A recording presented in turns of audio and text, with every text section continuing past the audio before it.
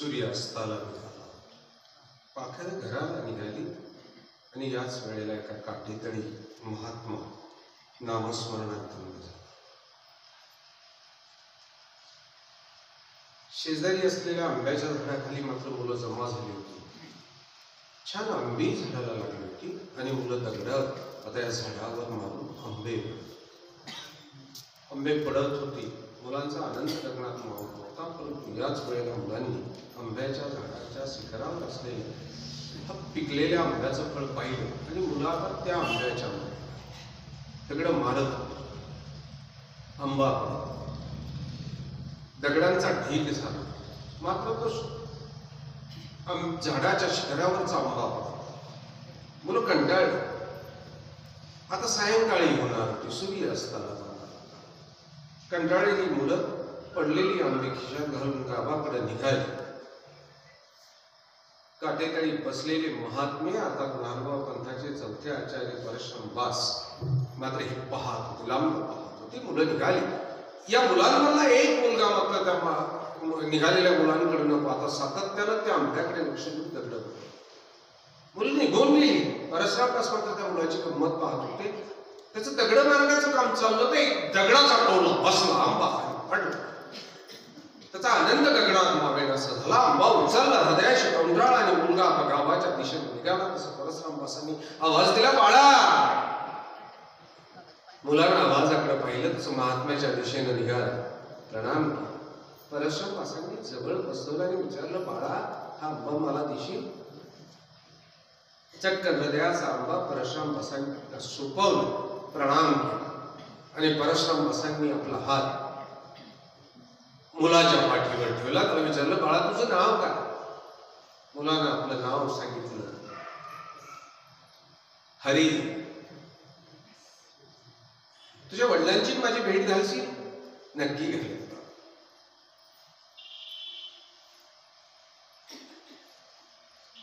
काही बाकी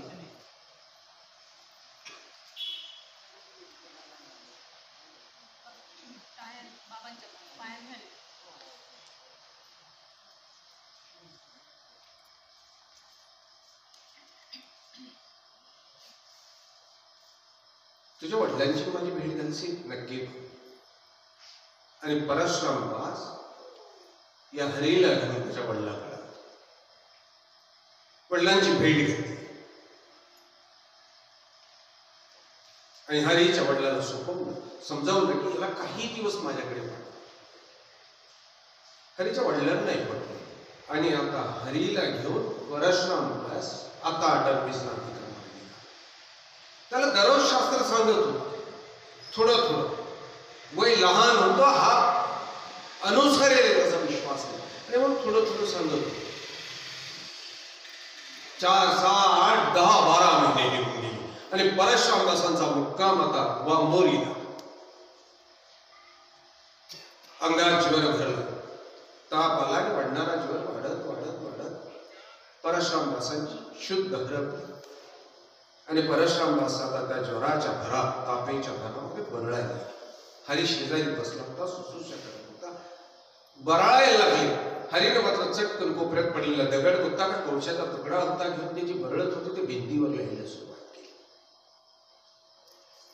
बरळणं चालू होतं आणि हरीचं त्या भिंतीवर लिहिणंही चालू होतं.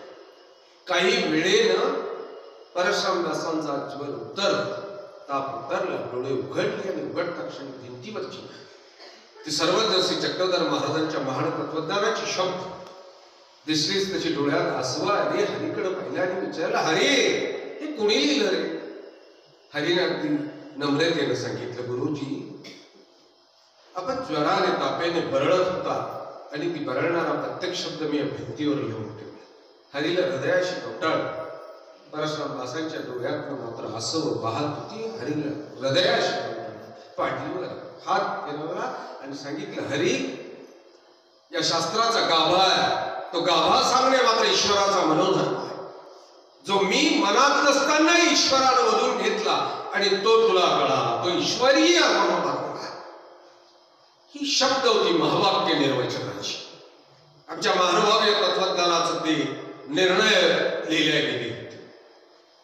मनोधर्म ईश्वरीचा, आणि म्हणून हे शास्त्र तुला प्रगटलं. लक्षात घ्या, स्मृती एक घटना दाखवते.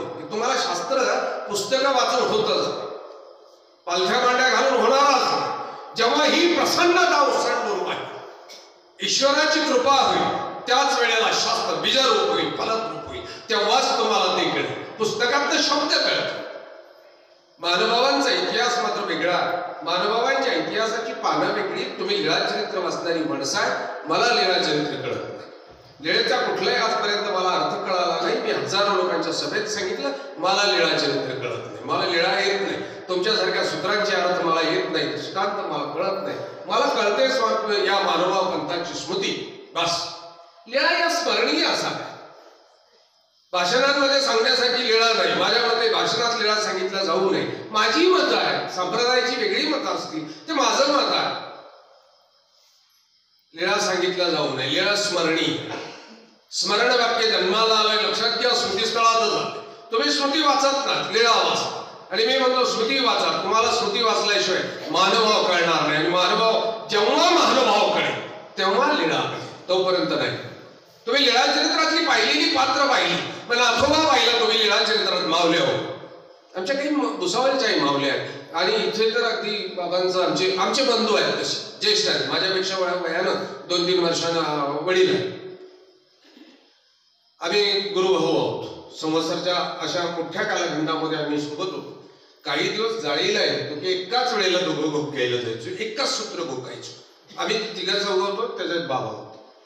तर बाबा आहे, स्वभाव असाच आहे पहिल्यापासून. आम्ही असे जाऊ, त्याच्यामुळे ते लवकर प्राचार्य झाले. आम्ही आचार्य होऊ शकलो नाही, चुकून भागवत आचार्य झालो. लक्षात घ्या, स्वभाव असाच.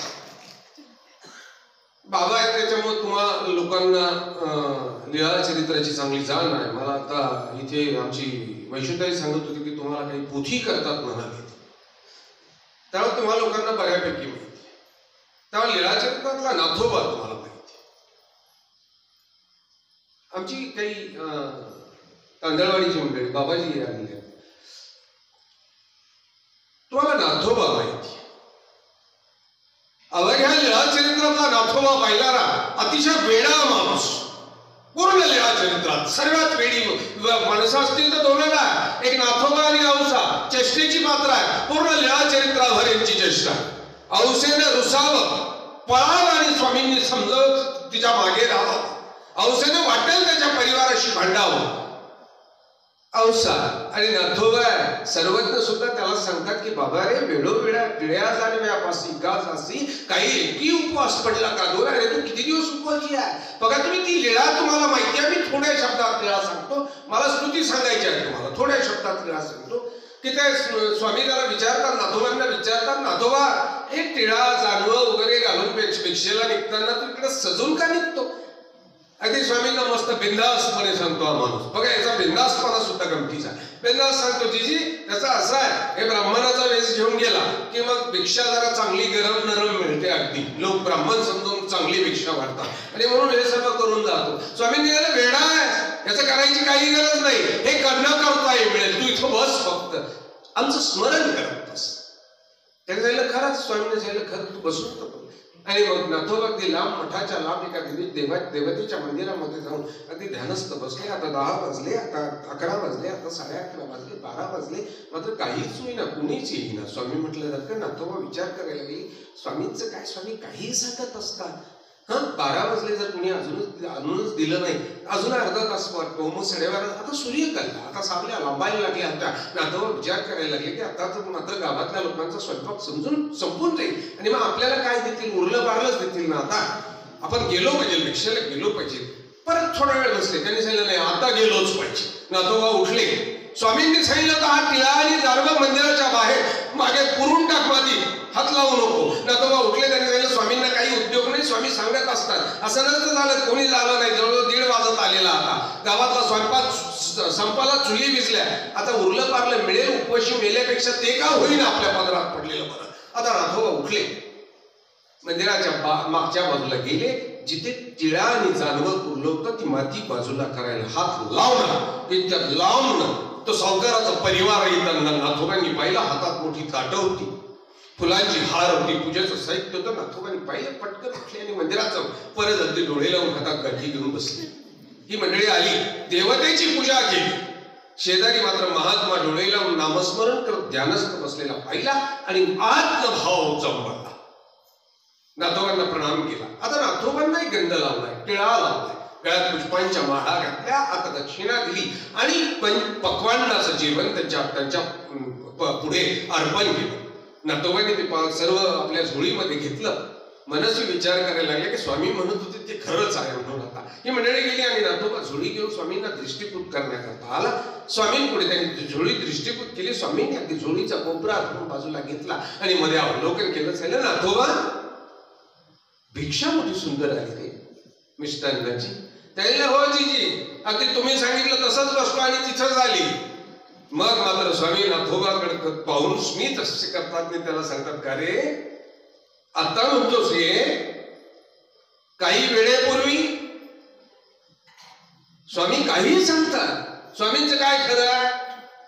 वारंवार त्या टिळ्या जानव्याकडे चक्रा मारत होतास. तुला काही एखाद्या दिवशी उपवासी राहून दिला का? का 2 दिवसाचा उपवासी तुला ठेवला आम्ही? तुला काही उपवास पडलेत का?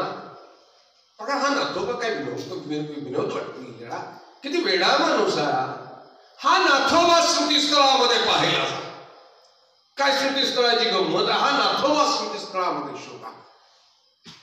आज स्वामी निघून गेले. आचार्य श्री नागदेव आता परमार्गाचे प्रथम अधिकारणार आणि नाथोबा आता अटल विजन करत निघालेले. मोठ्या सकाळीच ऐनगाव पलीकडच्या गावाला जायचा. अटना अधिकार. सूर्य उगवला होता. सूर्याची पहिली किरण ती पृथ्वीला झोंबत होती. लख प्रकाश पडला होता पृथ्वीचा. चकाकली होती. चालणाऱ्या नाथोबाला मात्र लघुशंकेला स्वभावासाठी जावंसं वाटलं म्हणून झाडाच्या आडोशाला गेले. स्वभावाला बसणारी त्यात नाथोबाला पडलेल्या सूर्याच्या किरणानं वस्तू चकाकली म्हणून जवळ जाऊन पाहिलं. तो सोन्याच्या नाण्याने भरलेला तो हंडा वर आलेला होता. तो नाथोबाकडे पाहत होता. नाथोबा त्याच्याकडे पाहत होते. मायबाप हो, लीळाचरित्रातला पाहिलेला नाथोबा आणि श्रुतीस्थळातला पाहिलेला पाहत असलेला नाथोबा बघा. मग तुमच्या लक्षात येईल रे वेडे आहोत का आपण? का ताकदीचा नाथोबा आहे? त्याची चेष्टा करणं म्हणजे आपण वेडेपणा आहे. तेव्हा कळेल. नाथोबा त्या सोन्याच्या हंड्याकडे पाहत होता, त्या नाण्यांकडे पाहत होता. जवळ गेला आणि त्या सोन्याच्या हंड्याशी आणि नाण्यांशी बोलायला लागला. अरे दैवहीन आहेस तू.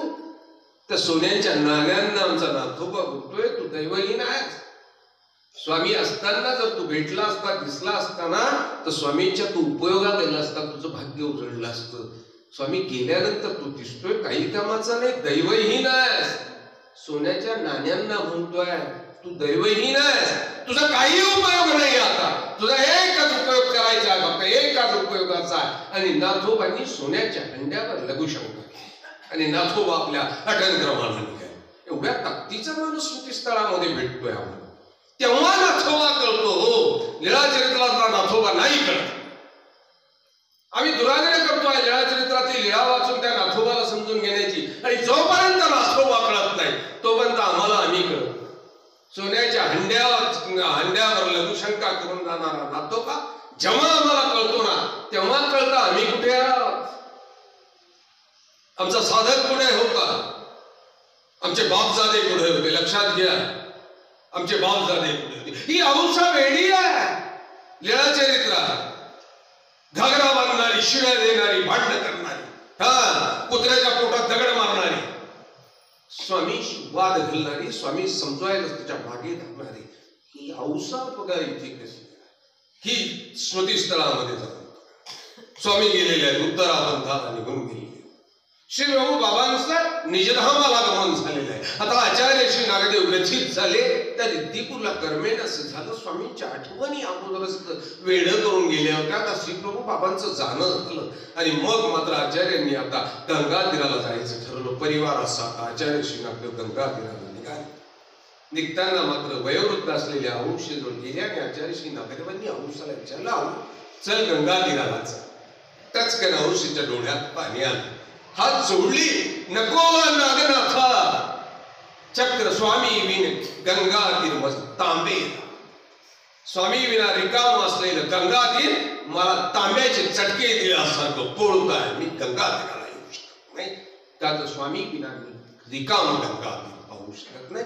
काय ताकदीचे का बुद्धिवान नाही. वेदांची वचन सुद्धा ज्या औसाच्या या वाक्यापुढे खुजी ठरतात. ज्या औसाच्या वाक्यापुढे वेद उपनिषदाची सर्व वचन खुजी ठरलेली आहे. ती औसा जेव्हा आम्हाला स्मृतीस्थळाशिवाय लीळा चरित्रात नाही वाचता येईल. आम्ही दुराग्रह करतो आहोत आणि म्हणून मी स्मृतीस्थळाचा भक्त. मला आत्ता पत्रिका पाहिली. मी पत्रिकाच पाहिली नव्हती, आत्ता पत्रिका पाहिली. आणि याच्यामध्ये मला असं वाटतं सह्याद्री वर्णन काव्य पारायण बरोबर असं ही ग्रंथ मला आवडतात खूप. मला असं वाटतं सह्याद्री वर्णनाची पहिली पोथी मी माझ्या जीवनात केली. जेव्हा काव्य ग्रंथांवर कोणी फारसं नाव घेत नव्हतं तेव्हा सह्याद्री वर्णन या ग्रंथावर मी शहादा तालुक्यात मला वाटतं कहाटूळला मी याची पोथी केली. पहिला कार्यक्रम केला आणि नंतर यापासून बाजूला होऊन मी भागवत कथेकडे निघून गेलो. ते तेव्हाचा वेळ बाबाजी आतापर्यंत टिकून राहिलं की आम्ही नाशिकचं जेव्हा अधिवेशन केलं, तुमच्या भागातला फार कमीच मार्ग आला पण संत मंडळी आमची आली होती, तर आम्ही नाशिकचं अधिवेशन करताना या पत्रिकेतला तो काव्यग्रंथ वाचल्यावर लक्षात आलं की आम्ही नाशिकचा कार्यक्रम करताना ती माझी संकल्पना होती की महानुभाव पंथात दत्तात्रय कवचाचं पारायण करण्यात फारसं काही हासिल होईल का हे सांगता येणार नाही. संकष्टनाशक स्तोत्र, संकष्ट हरण स्तोत्र ही पारायण किती करून लाभ मिळेल किंवा दत्तात्रय बालक्रीडा, रुक्मिणी स्वयंवर ही पारायण करून किती लाभ पदरात पडेल हे सांगता येणार नाही. परंतु मात्र आमच्या सप्तग्रंथांचं जर पारायण केलं तर मग मात्र ईश्वर प्रसन्न झाल्याशिवाय राहणार नाही. ही माझी धारणा. कारण या सप्तग्रंथांची निर्मिती सुद्धा या स्मृतीस्थळामध्ये जाऊन पाहावी लागते.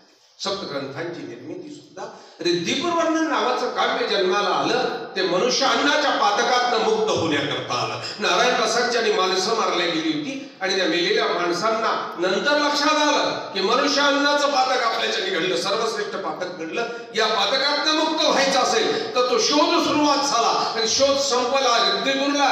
रिद्धिपूरच्या मातीनं स्पर्श केला आणि नारायणदास बाळेंना शांती मिळाली. आणि मग त्या रिद्धिपूरचं वर्णन करत असताना नारायणदास स्वतःचं प्राश्चित करतात. ते प्राश्चित म्हणजे रिद्धिपूर वर्णन. आम्ही मात्र रिद्धिपूर वर्णनाचं पारायण केलं तर नक्कीच मनुष्य अन्नासारख्या पातकातनं सुद्धा आमची मुक्ती होऊ शकते. एवढी ताकद त्या रिद्धिपूर वर्णनामध्ये आहे. ज्या रिद्धिपूर वर्णनाच्या लिखाणानं नारायण व्यास मनुष्य अन्नाच्या पातकातनं मुक्त होऊन ईश्वराला प्रिय झालेले आहे. आम्ही रिद्धिपूर वर्णन वाचलं आणि सह्याद्री वर्णन वाचलं. काही सह्याद्री वर्णनामध्ये असलेल्या प्रत्येक ओवी-ओवीमध्ये महानुभावांची निर्णय आहे, महानुभावांची तत्वसिद्धांत. ज्ञानप्रबोध तुम्ही लोकांनी वाचला नाही, या वासनिकांनी ज्ञानप्रबोध वाचला पाहिजे. अवघ्या शास्त्रामध्ये आपल्या कुठेही वासनिकांची आचार पद्धती नाही, कुठेच नाही, लिखित नाही. पण ज्ञानप्रबोधाच्या शेवटच्या ओव्या मात्र वासनिकाची आचार पद्धती सांगितलेली आहे की वासनिकांनी आपला आचार कसा करावा. आज सध्या गोंधळ होतोय. ही आपला आचार आचरताय, वासनिक आपला आचार आचरतात, यांची आचार पद्धती वेगळी आहे. ही भेटली का महावाक्य सांगा म्हणतात. वेडे झालात का तुम्ही? राजदार बाबाला विचार, संवत्सराला किती वर्ष काढली आणि शेवटच्या वर्षापर्यंत तरी महावाक्य सांगितलं. तुम्ही मात्र भेटले का महावाक्य सांगा, भेटले का अस्थिवरी सगळे बावळ्यावर कळते कशाबरोबर खायची अस्थिवरी. मी सांगतो तुम्हाला, हा विकार विकल्प शून्य पटतंय.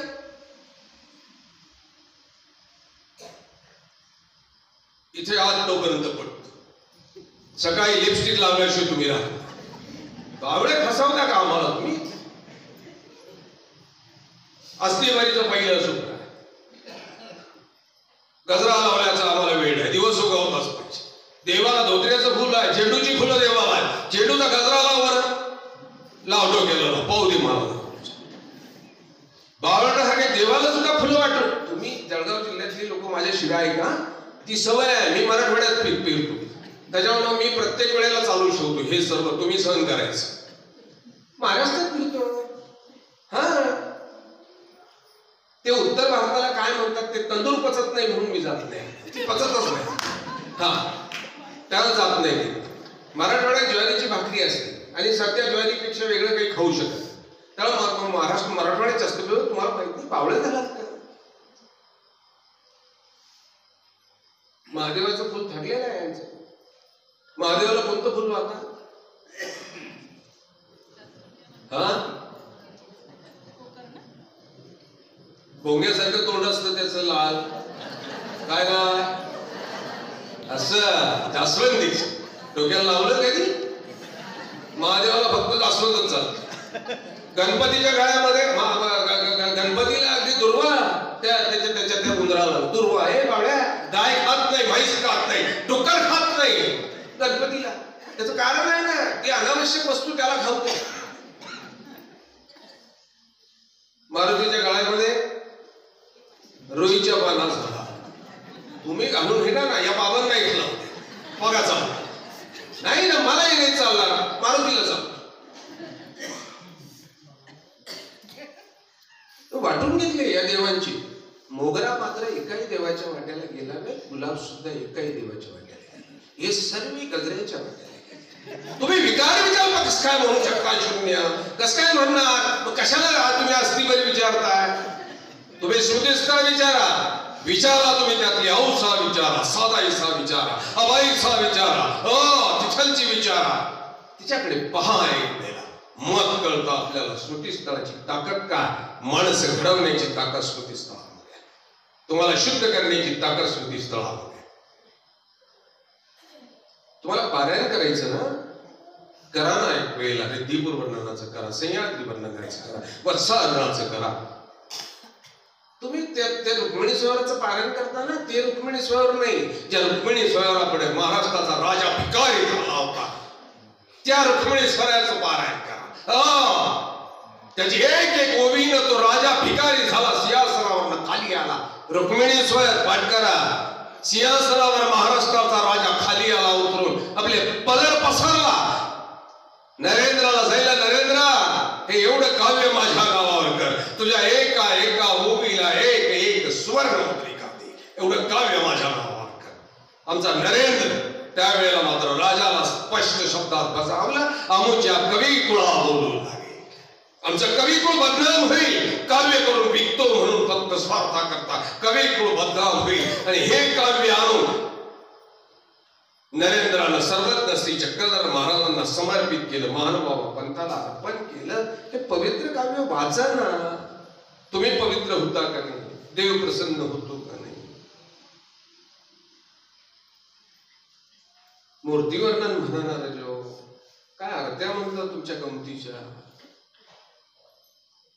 मूर्तीवर्णन म्हण, मूर्तीवर्णन येतं तुम्हाला? आरत्या येतात? तुमचे भजन पहा ना, मेरे अंगने में तुम्हारा. हे बावळ्या, देव नाही प्रसन्न होणार, मूर्तीवर्णन म्हणावं लागेल. जय जय श्री अच्युता कृपा करी मजवर चिन्मय बरा. एक वेळ मुक्ती मूर्त तुझी मज दाखवी गुण गंभीरा.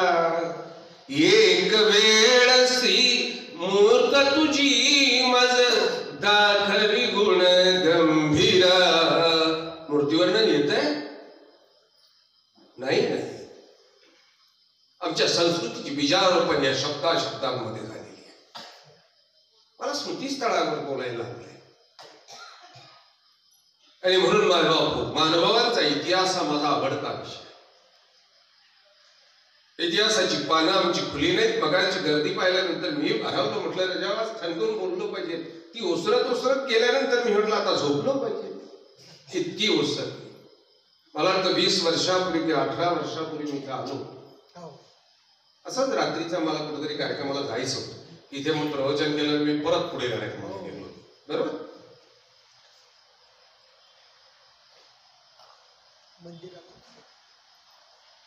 18-20 वर्ष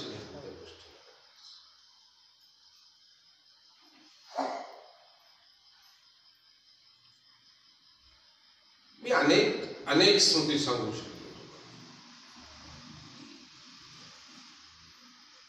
मावल्यांची संख्या आणि मग स्त्रियांच्या स्मृतींकडे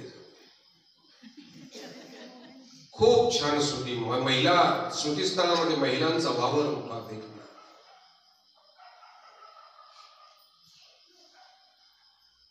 आपल्या नवऱ्यालाही नतमस्तक करायला भाग पडणारी स्त्री मात्र स्तुतीस्थळामध्ये भेटते.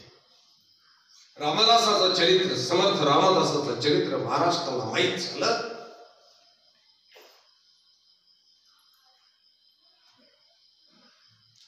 आमच्या या स्त्रीचं चरित्र मात्र महाराष्ट्राला माहिती व्हायला पाहिजे. तुम्हाला माहिती आहे हिचं नाव काय?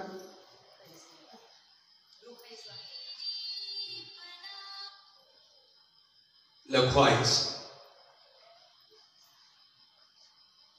नवऱ्यालाही नतमस्तक केलं, नवऱ्यातल्या विकारालाही नतमस्तक केलं. 20-22 वर्षाची ही पोरगी. निंब्यापासून थोडस अंतर आहे. तुम्ही लोक आले असाल निंब्याला, नक्की आले असाल. निंब्याच्या अतिशय जवळ आहे लखाईचा. ही लखाईचा तुम्ही पोहोचवली नाही, महाराष्ट्रात पोहोचवली नाही. अंतरपाठ फाडून पळालेल्या रामदासांना मात्र त्या लोकांनी महाराष्ट्रात पोहोचवलं. आणि रामदास लग्नात पळून गेले म्हणून श्रेष्ठ समजले गेले. रामदास श्रेष्ठ आहेतच, नक्की आहे. परंतु महानुभावांच्या इतिहासात सुद्धा ही श्रेष्ठ संत मंडळी आम्ही सांगायला चुकलो.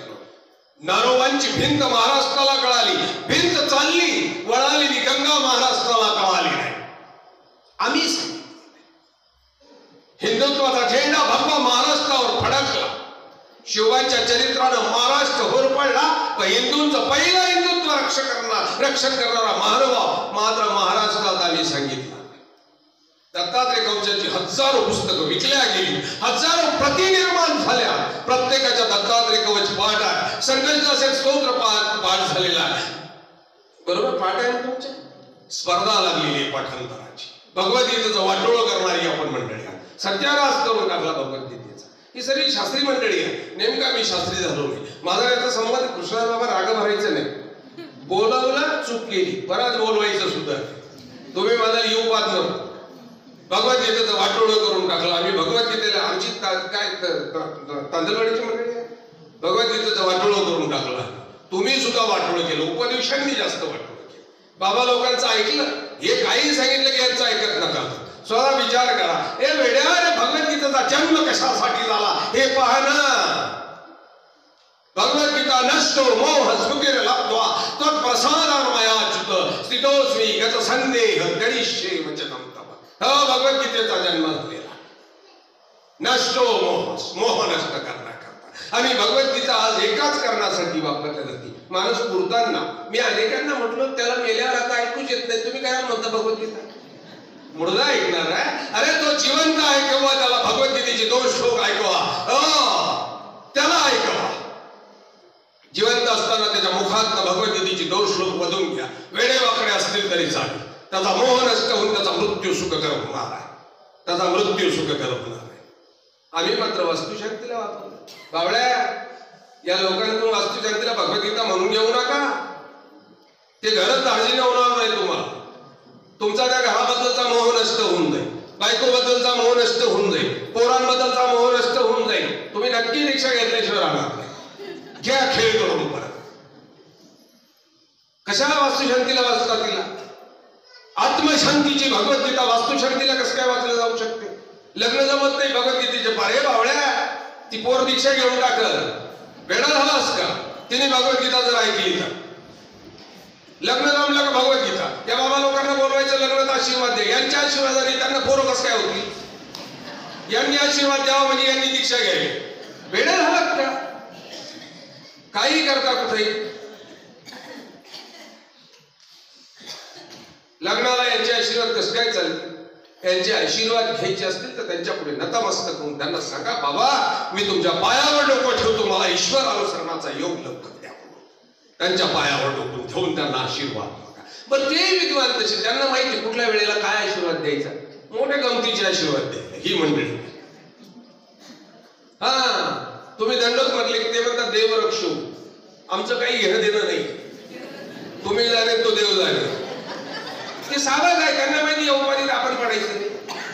बरं आम्ही विद्वान, आम्हाला प्रत्येक गोष्टीला शिकवावं लागणार. स्मृती नंतर शिकवतो. हे शिकवून हे शिकले का स्मृती शिकणार?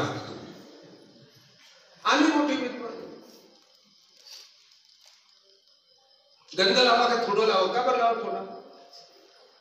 तुम्ही म्हणता पूजा कमी करा म्हणून, तर गंध का कमी लावायचा? तुम्ही का कमी लावता? 2 बोटांना चांगला गंध लावा का बरोबर? संकल्प सोडायला आली का तुम्ही मोठे देतो? कुणी शिकवलं तुम्हाला ते बोटं धरायचे त्याच्यावर पाणी सोडायचं? हे बावळे, त्याच्या बोटाला पाणी सोडतो का हातावर? त्याला संकल्प सोडतो का बोटं बुडवतो? तुझ्या बाबा बोटं बुडवा, बाबाला काय उड्या मारायच्या काय काय? तुला संकल्प सोडायचा तू सोड, बोटांवर कशाला सोडतो? इथं काही नाही, तर मोठी गंमतच आहे. अंगठे बुडवतात ते हातावर फिरवतात, म्हटलं कुठून संकल्प? पिचकाऱ्यांनी तर कहर केला हो. ती पिचकारी घेऊन बाई आली का मी थरथरा घाबरतो, मी ती नक्की कपडे खराब. हा, ते पोराला कमी घाबरतात लहान, पण त्या पिचकारीला जास्त का? ती कुठं पडाल नाही कुठं मारल तोंडावर. काय पिचकारी? ग्लास आणा ना, बाबाचा चांगला हात धरा. ते म्हटलं थोडं त्यांना सांगायचं का बरं? गरमाच आहे, ओलं होऊ दे, मी पुसल. हात ओला होतो, मी नॅपकिन देईल, मला पाणी सोडून द्यायला. मध्यभागी सोडायला बोटांवर का सोडायचे? हात आहे का? हात आहे का? महात आहे का? हात तर इथे आहे. धनरेषा पाहताना आम्ही इथे पाहतो, आयुष्य रेषा पाहताना आम्ही इथे पाहतो, लक्ष्मी रेषा पाहताना आम्ही इथे पाहतो. मग पाणी इथे काय सोडायला जायचं? या बोटांची कामं वेगवेगळे आहेत. चुकून करायला जर पाणी पडलं तर करायला काय काम करते? अंगठ्यावर पडलं तर तुम्ही धर्म शिकला, तुम्ही यांच्या पुढे नतमस्तक झाला नाही, ही शिकवायला तयार आहे. तुम्ही यांना धर्म विचारणार नाही. श्रुतीस्थळात मात्र असं नाही आहे. हा, श्रुतीस्थळातली बाई लाखाईचा बाई, तुम्ही शिव्यांचा अर्थ देणारी रंबाईचाही पाहावी लागेल. काय माऊली विद्वान रागावलं ना कोणी, तुम्ही तनतना करून मंदिर सोडाल, परंतु बघा आमची रंबाईचा दररोज बांधायची, तंडायची, मार्गात कज्जा करायची. रंबाईचं नाव लक्षात ठेवा, कज्जा करायची. एक दिवस मात्र कोणीतरी अभ्यागत आलेले होते, रंबाईसामध्ये काहीतरी किटकिट करत होती. आचार्य रंबाई नीट सारखी किटकिट करत राहते काहीतरी आपली, चालली. आणि रंबाई झाला आचार्य श्री नागदेवांनी काढून दिलं. रंबाईचा मुकाटपणे खाली मानेने निघाली. रानात मात्र काटे तरी भिजनाला बसली. दिवसभर विचार करत होती. आचार्यांनी जाताना 4 शिव्या घातल्या होत्या. त्या 4 शिव्यांचा विचार करायला लागली. माऊल्यावर तुम्ही त्यातली एकही शिवी ऐकू शकत नाही. हा मायबाबू, तुमच्यातला कोणी ती शिवी ऐकू शकत नाही. आमच्या गंभीर आचार्य श्री नागदेवांनी शिवी घातली, तिला रांडगी घातली होती. जाताना काढून देताना तिला रांडगी घातली. तिला गोवारीन म्हटले, गुराखी. तिला कोचिन म्हटले. रंबाई सोबत त्या काठी तरी हातात काठी घेतली. उत्तरापंथीला तोंड केलं आणि विचार करायला लागली. मला नागदेवाने ह्या शिव्या का दिल्या? मला नागदेव रांडगी. दिवसभर विचार करत होती, डोळ्यात नासवं गळत होती. मी रांडगी कसं काय असू शकते? मला रांडगी का म्हटलंय? एका क्षणी मात्र सुई अस्ताच्या मार्गानं निघून आता परत मार्गात जायचं. एका क्षणात तिच्या लक्षात आलं, डोळ्यात अस्सव आले तरी खरंच रांडगी आहे. 4 शिवांचा अर्थ लागला. पटकन आपलं बसायचं, पटकन उठलं, रंबी मार्गात पोचली. आचार्य श्री नागदेवांचं दुपारचं जेवण चाललं होतं. ताटात काही प्रसाद ठेवला. ताट उचलून देणाऱ्या बाईला आचार्याने सांगितलं, अरे बाई मध्ये ठेव रंबी. तिला बाईने सांगितलं, आचार्य तुम्ही तर तिला काढून दिलं. आचार्यांनी गदगदून सांगितलं, नाही ओहोटळीची ओहोटळी कुठे जाणार? प्रभातली प्रभातच येणार आहे. मी तिचा धर्म, मी तिचा धर्म आहे, कुठे जाणार? आचार्य बोलले. काही क्षण केली त्यांनी. रंबाई परत आलेली आहे. आचार्यांना दंडवत केले. आचार्य झालं, रंबाई जाऊन जेवण करेन बाजारात करेन. पण नागदेवा तुम्हाला शिव्या दिल्या असता बा. मी दिवसभर मात्र काटे एकत्र विचार करत होते. मी रांडगी कशी असू शकते? मला कळालं बघ नागदेवा, मला कळालं मी रांडगी आहे. माझा देव श्री चक्रधर महाराज गेल्यानंतर पांढऱ्या कपाळाने जर जगत असेल ना, तर मीच तर खरी रांडगी आहे. माझा नित्यपती निघून गेला तरी मी माझं मागं जगते. मी रांडगी आहे, माझ्या देवाची रांडगी आहे. माझा देव निघून गेला. आचार्यांच्या दोन्ही डोळ्यात हसवं घडत होती. हो नागदेवा, तुम्हाला गुराखी म्हटलाच बा. खरंच गुराखी नाही रे, खरंच गुराखी नाही. जशी इंद्रियांना सांभाळते, खाऊ घालते, ही ऐकत नाहीत माझं अजिबात ऐकत नाही, अजिबात ऐकत नाही. यातलं एकही देवाला समर्पित होत नाही. बघा, त्याला चांगलं दिसलं तिकडे हा पळत राहतो, डोळा बोलतोय, चांगला ऐकायला कान पाहतोय, चांगला नाकाने वास घ्यायला पाहतो, खायला पाहतोय. अरे मी मात्र या सर्वांची लाड करते, खाऊ घालते, यथेच्छ प्रकारे सांभाळते. मी तर कधी गुरांना सांभाळते, मी गोचिडी आहे बा. आचार्य श्री नागदेव मात्र ब्रह्मेच्या तत्वज्ञानाकडे पाहत होते की वेदोपनिषदाची डोक्यावर ओझे घेतलेली पंडित मात्र ज्यांना कळालं नाही ते महान ब्रह्म्याचं तत्वज्ञान मात्र ब्रह्मेच्या तोंडातनं बाहेर येताना आमचा आचार्य पाहत होता. डोळ्यातनं असं गळत होती. रंभा मात्र हात जोडून नागदेवांना सांगत होती, हो नागदेव, मी गोचीड आहे. गोचीड गाईच्या कुशीत असते, तिथेच दूधही असते. वासरू मात्र धावत जात होत, ते दूध पितं, गाईचं दूध पितं. मी मात्र अहोरात्र त्या कुशीत राहून सुद्धा रक्त पिते.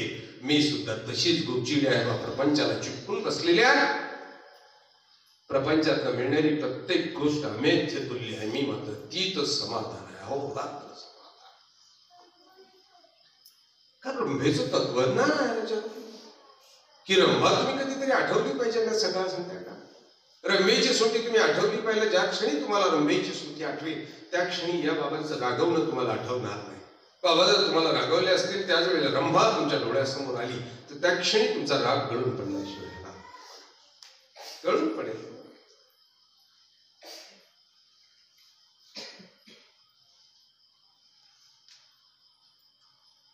तुम्हा आम्हाला स्मरणाचं तत्वज्ञान देणारी महिला आहे. तुम्ही आम्ही स्मरण करतो आहोत ना, एका मावलीची आपल्यावरती झालेली मेहरबानी. पंडित दामोदर केशिराज व्यास ही नावच माहीत नाहीत तुम्हाला. तुमचा प्रश्न येणार, आता तुमचं भांडण होणार आहे, चिरडे बाबा काय बोलून गेले काहीही करणार नाही. परंतु पंडित दामोदर केशिराज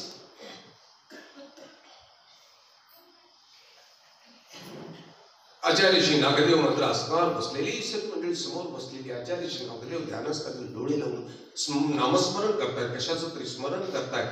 पंडित दामोदरांनी केशिराजांनी आचार्यांना विचारलं, भट्टो तुम्ही काय स्मरण करताय?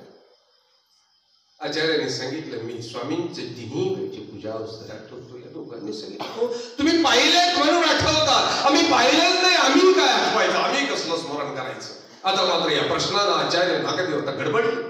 प्रश्नही मोठा विचित्र होता. आचार्य नागदेवांच्या चेहऱ्यावरची गडबडली.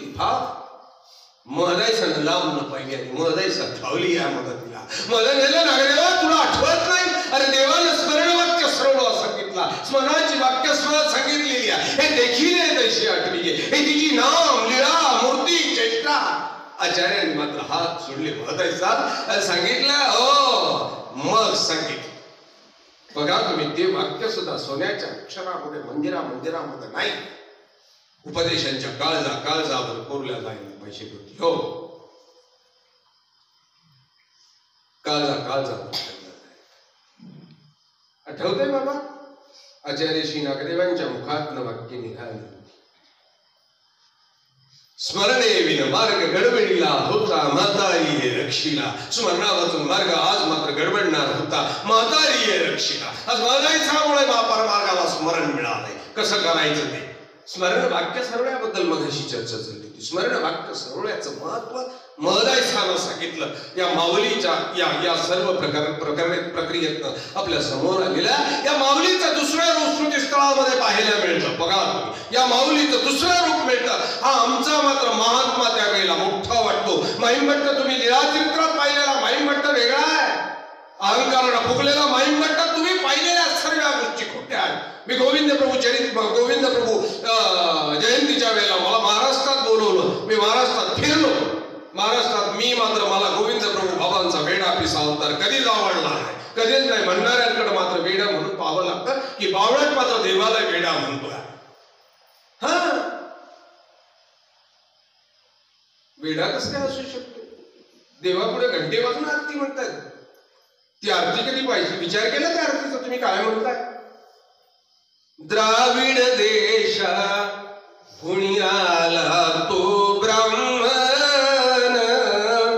त्याने पाहिले भविष्य पुराण, तेथे तुमचे उमटले किती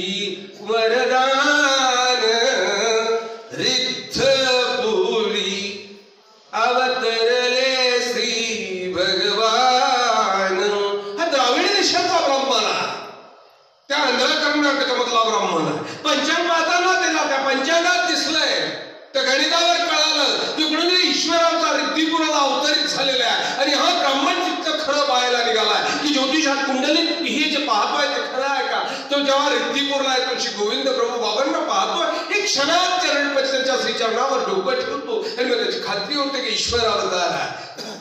अरे तुम्ही मात्र द्राविड देशाचा ब्राह्मण, त्या पंचांगामध्ये ज्योतिषामध्ये त्याला कळतो ईश्वराचा अवतार रिद्धिपूरला अवतारला. आणि हा ब्राह्मण द्राविड देशावर श्री प्रभू बाबांच्या चरणावर डोकं ठेवतो, इथे येऊ ईश्वरावतार म्हणून ओळखतो. आम्ही मात्र तो वेडा पिसा अवतार म्हणतो. काय वेडे झालं. हा वेडा पिसा अवतार हा शब्द महिमभट्टाच्या मुखातनं जेव्हा जन्माला आला तेव्हा महिमभट्ट कशी होती ही लीळा अभ्यास मग तुमच्या लक्षात. त्यानंतर मात्र कोणीही वेडा पिसा अवतार म्हटलेला नाही. तुम्ही महिमभट्टा अंकाराने फुललेले बेडकार. जेव्हा पहिल्या भेटीमध्ये महिमभट्टाची भेट झाली, सर्वात्माची चर्चा झाली, सर्वात्मांपुढे पराभूत झाले. सर्वात्मांना विचारलं जिजी मी आता काय केलं पाहिजे. आणि मग सर्वज्ञ सांगता श्रीकृष्ण चक्रवर्ती ते सांगतात ते योग गेलं, तो देव गेला. दत्तात्रय प्रभूंचं सांगा जिजी तो चतुर्युगी अवतार, दर्शन होण्याची नाही, झाले उरण्याची नाही. सर्वज्ञ सांगतात श्री चक्रपाणी महाराज सांगतात जिजी ते कामाख्या निमित्त पुरोतीचे. मग गोविंद प्रभू महाराज इथं तो घाणेरडा शब्द जन्माला तो वेडा पिसा. यानंतर मला लीळा चरित्रात दाखवा कोणीतरी त्या अवताराला वेडा पिसा म्हणायचं धाडस केलं. एका शब्दानं महिमभट्टानं अखंड आयुष्य श्री प्रभू बाबांचं सेवादास्य केलेला. एवढं केलं की आचार्य नागदेवांनी म्हणावं की श्री प्रभूच्या सेवादास्याविना कोणी महिमभट्टाला दाखवू शकलं मी पैसा मी महावाक्य वर्णेन असं सांगितलेलं आहे. त्यांच्या सेवादास्याविना आपलं एका शब्दाचं आहे. तुम्ही दररोज जाती श्री प्रभू बाबांबद्दल बोलायला सुरुवात केली की तिथूनच सुरुवात होती. दगडाला गुंडा बनवणारा देव. श्री प्रभू बाबाच्या छोट्या छोट्या गोष्टी नका विचारात घेऊ. वेल उपटला आणि परत लावला. आम्हाला ती लीळा मोठी आवडते. वेल उपटला परत लावला, पाणी टाकलं, वेलाला कारले. वेड्या झालाच काय. अनंत ब्रह्मांडाचा चालक आहे, अनंत विश्वाचा मालक आहे. त्याच्या सूचनेवर हे सर्व होतंय. त्याला एक कारल्याचा वेल लावणं उपटून परत करणं कठीण आहे. एका पोराला मेलान जिवंत केलं हे कठीण आहे.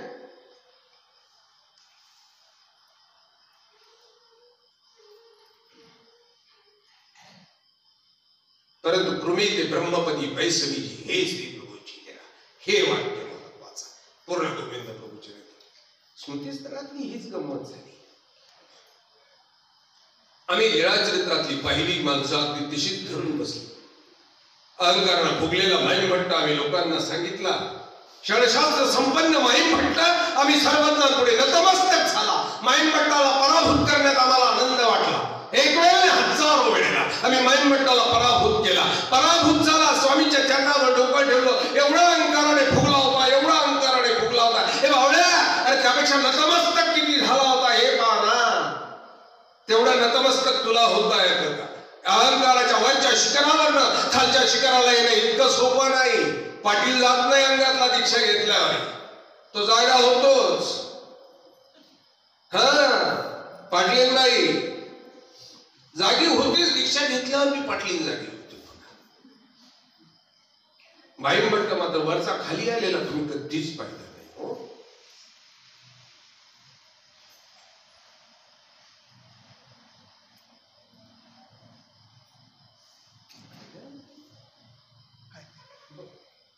किती वाजले मग 9:20 झाले. महिमभट्ट पाहिला नाही. मी तुम्हाला माऊलीचं सांगत होतो. एक उच्चांकाला पोचलेली माऊली आहे. इथे मधाईस आहे, हौस आहे, साधाईस आहे, अबाईस आहे. एका खालच्या स्तराला गेलेली स्त्री सुद्धा सांगते, ती सुद्धा स्मृती स्तरात आहे. ती गेली तर किती खाली जाऊ शकते हेही सांगतो. हाच महिमभट्ट. श्री प्रभू बाबांच्या सेवा दस्त्याकरता द्रव्य लागायचं. श्री प्रभू बाबांच्या लहरीने हे प्रकरण होतं. कुणीतरी मुलगी होती, कुणीतरी जाबाई होता. अवघ्या वराडीचं नाही, अवघ्या महाराष्ट्राची ती मायबाप होती. हे दररोज कुठून करणार, कुठून लुगडं आणणार, कुठून साडी आणणार, कुठून मागण्या भरणार. केवढा मोठा प्रश्न होता महिमभट्टांपुढे. शिवबाबांनी सांगायचं, त्यांनी करायचं कुठून, करायचं कुठून. दररोजचा खर्च श्री प्रभू बाबांकडे किती होता. लीळाचरित्रामध्ये सर्वत्र महिमभट्टाला विचारतात, किती करायचे दररोज? शिवभाऊ बाबांचा दररोजचा खर्च किती आहे? 3.5 आसू. गमत नाही, आपल्यापेक्षा जास्त खर्चिक होते. 3.5 आसू दररोज द्यावा लागायचे, खर्च करावा लागत. अरे म्हणून आता माईमभट्टाने मस्त सराफीची दुकान टाकली. आता अंगावरचा सोनारासारखा वेश धारण केला, हातात अंगठा घातला, डोक्यावर पगडी घातली, पायात चप्पल घातली. आता दुकानावर बसायचे, दिवसभर सोन्याचा व्यापार करायचे.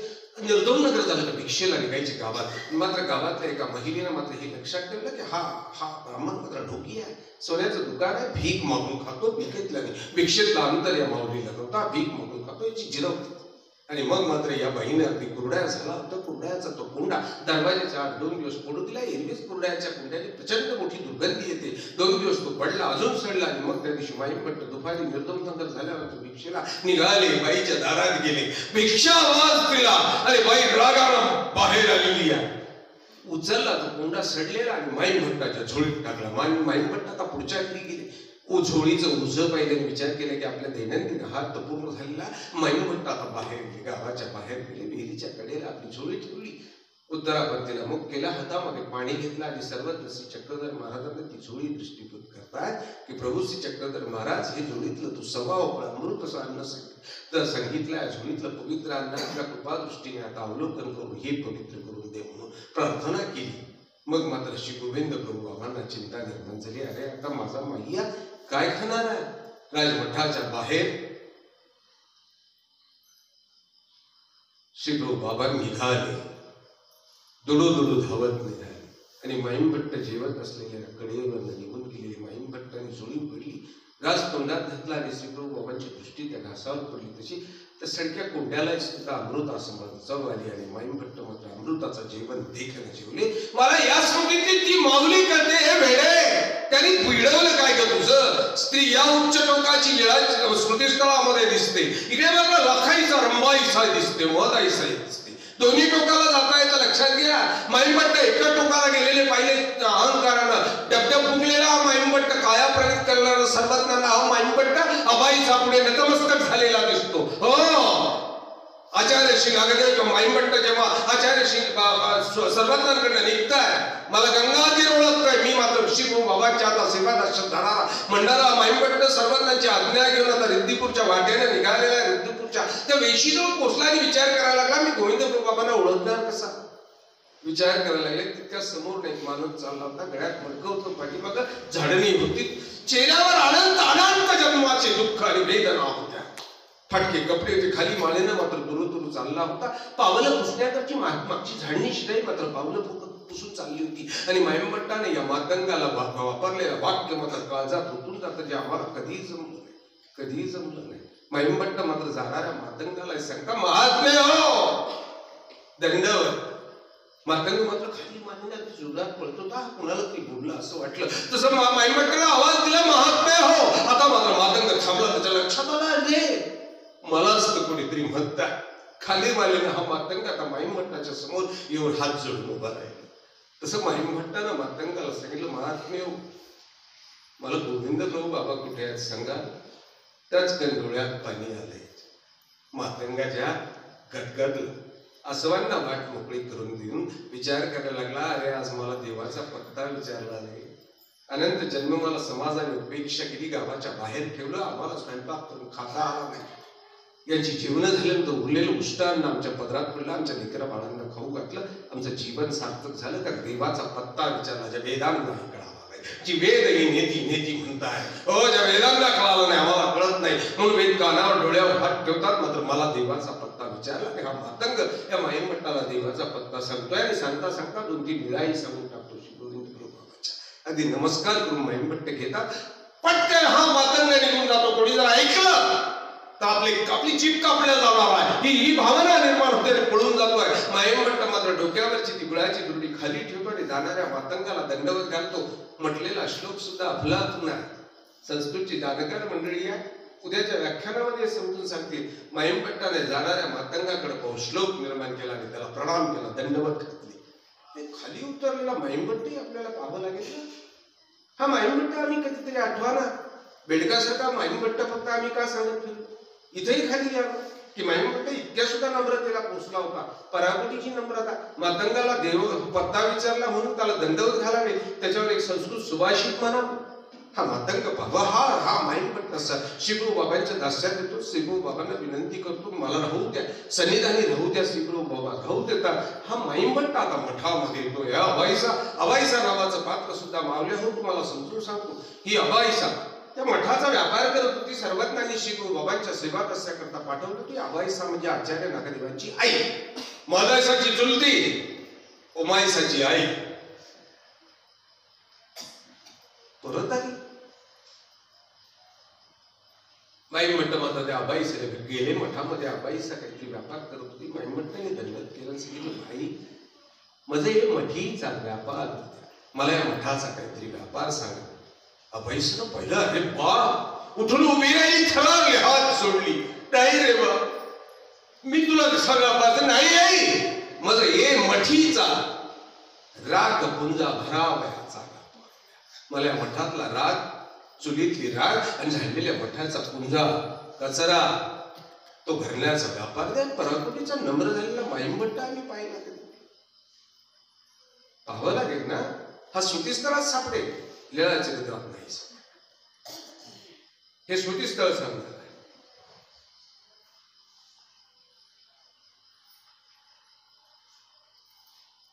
मरणाचं तत्वज्ञान सुद्धा आमच्या श्रुतीस्थळात सापडतं, लीळा चरित्रात सापडत नाही. लीळा चरित्रात सर्वज्ञ चक्रधर महाराजांचं सूत्र इतकं समजणं सोपं नाही सोपं. किती पक्षकार झाले बाबा? किती? 24 पक्षकार. त्या सूत्र समजून घ्यायला लागले. ते 24 विद्वान बघा किती आहे. त्या 24 विद्वानांना समजला नाही. जे सूत्र आम्ही समजून समजलं म्हणतो, आम्हाला सर्व काही येत. वेडा झाला काय येतं बाळगे? 24 पक्षकारांना कळाला नाही. ताकदीची लोक आहेत, सोपी नाही. पंडित दामोदरांची ताकद केवढी आहे, केशवराजांची ताकद केवढी आहे. ज्या हरीची गोष्ट सांगत होतो ना, हरी लक्षात आहे ना? तुमच्या लक्षात राहावं म्हणून मी सोडून आलोय मागे. जाणीव करू, पुढे विचारायचं, हरी लक्षात आहे ना? त्या हरीला पेटे हरिवास नंतर उपाधी मिळाली. मानवभाव पंथाचा श्रेष्ठ असा आचार्य पेटे हरिवास झाला. पेटे उपाधी ही झाली की अंतःकरणातलं साचलेलं ते तत्वज्ञान घट्ट कुपीतलं पेटे हरिवास.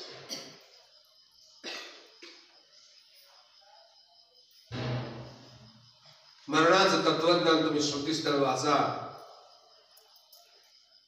माझा मात्र आग्रह श्रुतीस्थळाबद्दलचा आग्रह. मी लिहिलं, मला अजूनही लिहायची इच्छा आहे. अनंत झंझटी करून घेतल्या आम्ही थोडेसे असे झालो.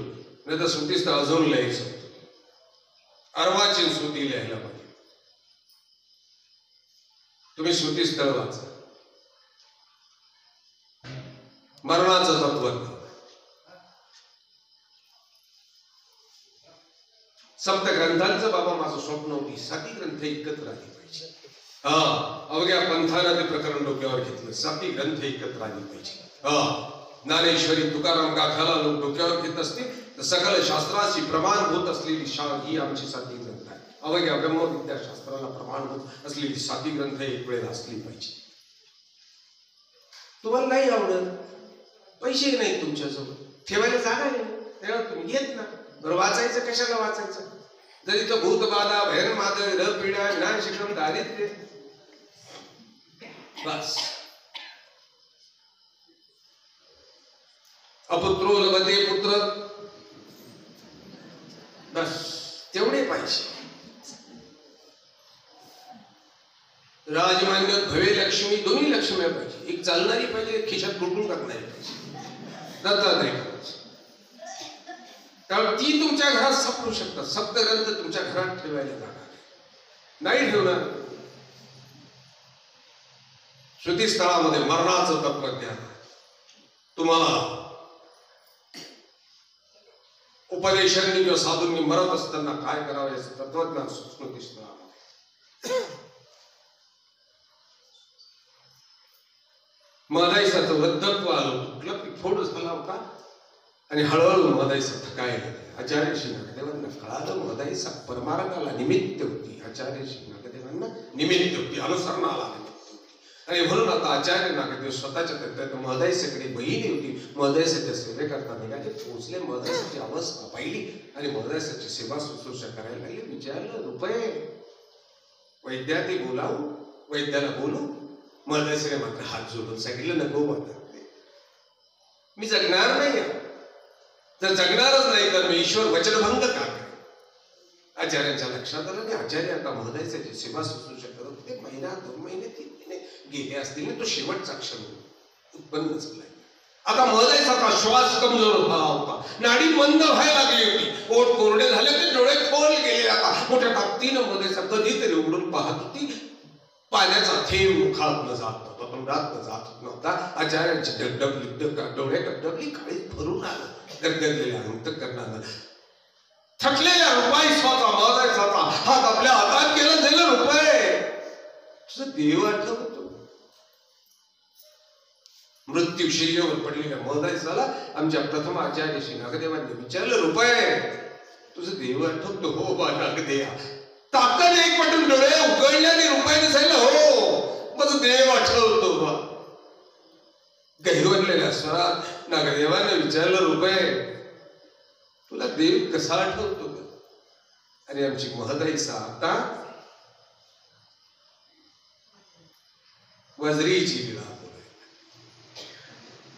वज्रीची लीळा सांगायला लागली. हो नागदेवा, माझं देव आठवतो. तो वज्री घडत असताना आपल्या उजव्या श्री चरणाच्या त्या अंगठ्याने तो वज्री धरून ठेवलेली आहे आणि डोक्यावर अगदी सुडाय, कपाळावर दवबिंदू सारखी ती घामाची बिंद आलेली आहे. ती मोठ्या आवेशात माझा देव श्री चक्रधर महाराज ती वज्री घडतो. ही असा देव मला आठवतो. आणि बस त्या क्षणात मदाईसाचं उत्क्रमण, प्राणोत्क्रमण झालं आणि देवदर्शनाला मदाईसा गेली. माझे मायबाप हो, तुम्ही सत्य गोष्ट समजून घ्या.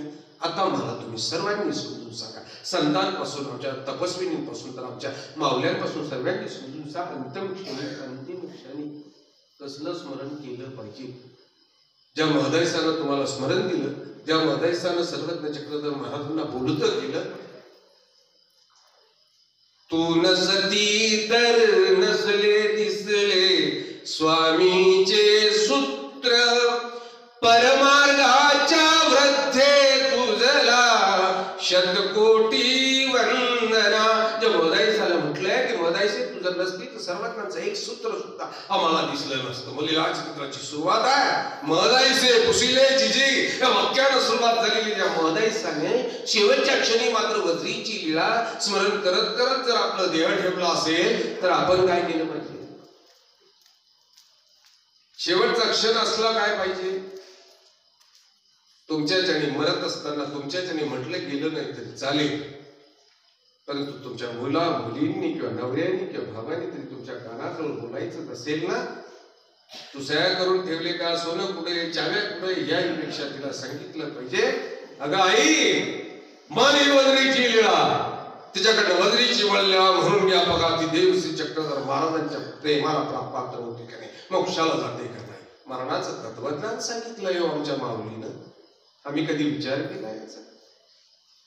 आमची वैश्य सांगत होती, बसण्यानं देव मिळतो. कृष्ण अर्जुनाच्या भागवतातल्या कथेच्या भानगडीत तू पडू नको, चिरडे बाबा असल्यावर. हा तसं नाही, चिरडे बाबाला मोठं करणारच कृष्ण आहे. तुम्ही हिसकावून घेताय त्याच्यावर. तुम्ही सर्व घेतलं तरी चालेल आमचं, माझा कृष्ण कोणी घ्यायचा नाही म्हणजे मी जगतो. परंतु याहीपेक्षा सर्वज्ञ श्री चक्रधर महाराजांच्या लीळा चरित्रात सापडणार. कृष्ण चरित्रातला तो अर्जुन मात्र, दुर्योधन मात्र आपल्याला कमी वाटेल, तो स्मृतीस्थळातला आमचा मात्र याहीपेक्षा मोठा. बसावं कसं हे करायचं, बसलं कसं पाहिजे म्हणून. आमचं स्मरण काय गमतीचं असतं, स्मृतीस्थळानं स्मरण कसं करावं हे सुद्धा शिकवलेलं आहे. आमचं स्मरण काय गमतीचं आहे. पुढे टीव्ही चालू असतो, हातात गाठी असते, घराघरात फिरते, पोरग मांडीवर बसलेलं असतं आणि आमचा आचार्य नागदेव मात्र स्मृतीस्थळात मध्ये सांगतो. त्या माऊलीचं नाव मला आठवत नाही,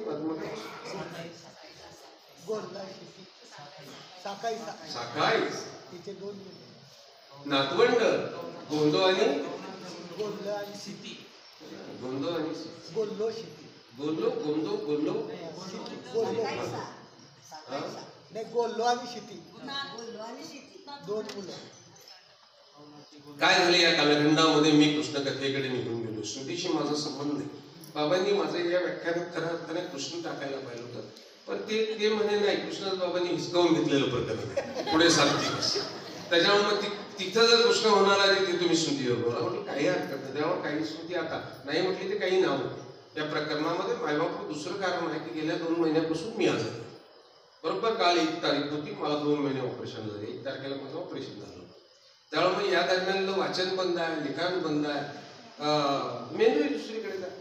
जगतो का नाही, जगतो का नाही, जगतो का नाही, बस एवढं. सकाळपासून संध्याकाळ तेवढंच डोक्यात असतं. अंतुरात पडल्यावर जास्त आहे की आपलं मंदिर मोठं बांधलं, दररोज वेळे येतात, मोकार पैसे यायला लागले, दशकडे घ्यायची गरजच नाही. आपण म्हटलं दशकडे घेत नाही. लोक म्हणतात कपडे घ्या, चपला घ्या. मी म्हटलं एवढे चांगले दिवस आलेले आता आणि नेमकं मरून गेलो तर. त्याच्यामुळे या 2 महिन्यामध्ये सर्व चिंता फक्त तेवढी जाय मरणाची. कारण स्मृतीमधली नावं वगैरे विसरून गेलो. पण बघा, आचार्य नागदेव भिक्षेला जातात त्यावेळेस आचार्य नागदेवाची ही शिष्या अगदी हातात गाठी असते, नातवंड मांडीवर असतात, खेळत असतात. नागदेव तिला सांगता, अगं वेडे काय करतेस तू? तिने सांगितलं, नागदेवा हे नातवंड खेळताना मात्र मन मोठं रमतं आणि स्मरणात मजा येते. आचार्यांनी वाक्य कसं उच्चारलं? कोणाची सिद्धी आपुले पाहेगे साखूबाई. श्रुती स्थळातलं हे वाक्य वाचा. कुणाचा बोललो, कुणाची सिद्धी आपुले पाहेगे साखूबाई. अगे कोणी कुणाचं नाही. आमचं स्मरण बघा दररोज तेच. नातवंडाला मांडीवर घेतलं, समोर टीव्ही लावली की सास बी कमी भाऊ ठणक्यावर गंमत चालली, स्मरण जोरात चाललं. हे बावळ्या, स्मरण वाक्य सरळ आहे. स्मरण करायचं आहे तुला. बाबांना स्मरण वाक्य सरळ इकडे विचारायचं, तिकडे जाऊन कोण काय काय बडे अच्छे लगते, सध्या जोरात चाललं. हे बावळ्या, तू जाडा होता आता बारीक झाला. मी म्हटलं मी लहानपणी पाहिलं बडे अच्छे लगतायत. मी एक दिवस माझ्या म्हातारी बरोबर प्रश्न म्हटलं, पाहू दे मला ते बेन आणि हे बेन मोठा फरक पडला, तरी हे बेने पहा. काय आश्चर्य. आमचं स्मरण कर. मानवांचा साधक स्मृती स्थळामध्ये जाऊन पहा स्मरण कसं करतो. अचल मोरारी वासाची स्मृती कधीतरी वाचून, अचल मोरारी वासाची स्मृती वाचा. दीक्षा घेतली, थेरावडा वायाच्या आपल्या त्यागीचा थेरावडा वायाच्या. मार्गात कोणी शास्त्र पुरेसं सांगत नव्हतं. तोडगा मुडगा शास्त्र सांगितलं. आमचे अचल मुरारी वास निघाले. मुरारी वास नाव आहे त्यांचं. आता निघाले 18 क्रमाने निघाले होते. सूत्र अभ्यास नव्हतं एकच, काटे स्मरण करायचं. निघालेल्या माळरानावर चालत असताना मात्र काठीचं झाडच दिसेनाचं झालं. आणि मग काटे एकेतरी लक्षात ठेवा, ज्या झाडाला फुलच नाही, ज्या झाडाला अत्यंत कमी पानं आहे, ज्या झाडाची सावलीच पडत, ज्या झाडाला कुठलंही फळ नाही आहे खायला, अशा झाडाखाली स्मरण करायचं आहे. त्या माळरानावर मात्र असं कुठलंच झाड दिसेना आणि स्मरणाची वेळ मात्र जात होती. आमच्या मुरारीवासानं अगदी त्या माळरानावर मांडी घातलेली आहे. उत्तरापंथाला तोंड केलं, अंगावरची बहाळ मारलेली, तोंड घट्ट झाकून घेतलेला आणि सर्वत्र श्री चक्रधर महाराजांच्या नामाचा जयघोष केलेला. स्मरणाला बसले. आता देवाचा आणि त्यांचं संधान झालेला आणि स्वतःला विसरलेले आहे. आम्ही कधीतरी विसरून बघा, संधान साधावं लागतं वरचं आणि त्याचं देवाचं, त्याचं संधान झालेलं आहे. इतके निश्चय झालेले आहे की आकाशात उडणारा हा कावळा उडत चाललेला होता. बराच वेळ उडला. कावळ्याला बसायला, पक्षाला बसायला जागा नाही, झाड नाही. आणि मग मात्र उडणाऱ्या पथराच्या लक्षात आलं की झाडाचं खोड खाली आहे. बसलेले मुरारीवास आहे. पाखराला माझं वाटत होतं की झाडाचं खोड आहे आणि उन्हाळा थकलेलं पाखरू मात्र त्यांच्या डोक्यावर येऊन बसले. बघा, बसण्याची सावधताई किती असावी. काय आपलातून स्मृती आहे, बसण्याची सावधताई किती आहे. उडणारं पाखरू मात्र त्यांच्या डोक्यावर बसलं आणि नामस्मरणात ध्यान साधनेत रतलेल्या त्या मुरारीवासाच्या लक्षात आलं की अरे, डोक्यावर चिवचिव करणारा पक्षी बसलेला आहे. आपण जर थोडंही हल्लो तर बघा, झुरळ दिसलं तरी बोंबलत निघतोय आपण मोठ्याने. इथे डोक्यावर बसलेला पक्षी चिवचिव करायला लक्षात आलं त्यांच्या. अरे, हा वर बसलेला पक्षी आपण जर हल्लो, हा जर उडून गेला, याने किड्यामुळे जर खाल्ल्या पाहिला तर याच्या हिंसेचं पातक मात्र आपल्या माथी पडणार आहे. आणि म्हणून मुरारी बस जशीच्या तशी घट्ट बसलेली आहे. तो पक्षी बसला, विश्रांती केली, तर थकवा गेला आणि पक्षी आपल्या रस्त्याला निघाला. आणि मग मुरारी बसाने आपल्या अंगावरची बाळ बाजूला काढली, मार्गात आले. आणि आमच्या महानुभाव पंथातल्या परमार्गातल्या साधकांनी, आमच्या आचार्यांनी मात्र मुरारी बसांना अचल ही पदवी दिली. हो, अचल ही बसल्यानं सुद्धा देव मिळतो ही पदवी निर्माण झाली. आणि अचल मुरारीवास आमच्या महानुभावांच्या इतिहासामध्ये, शास्त्रामध्ये प्रसिद्ध झाली. बघा ना, स्मरण साधना स्तुतीस्थळामध्ये सांगितली की तुम्ही स्मरणाला कसं बसायचं. हा, खुर्चीवर बसायचं का? मग तगड्यावर करण्या घेऊन बसायचं, मग टीव्ही पुढे बसायचं, मग कॉटला तक्या लावून बसायचं का पारावर जाऊन बसायचं? हातात बेडी, दुसऱ्या हातात गाठी, बावळा इकडे फुगाऱ्या मारतो, इकडे गाठी ओळतो. साधना सांगितली श्रुतीस्थळामध्ये. एक नाही, हजारो श्रुती मी सांगू शकतो, हजारो श्रुती सांगू शकतो, हजारो स्वामी तर किती झाली? 5 मिनिटं पटकन सांगायचं ना, झाली कशाला 5 मिनिटं? आम्हाला असं वाटतं की ते बनवणी म्हणून 5 मिनिटं. 1 तास. श्रुतीस्थळातली कितीतरी घटना सांगता येते.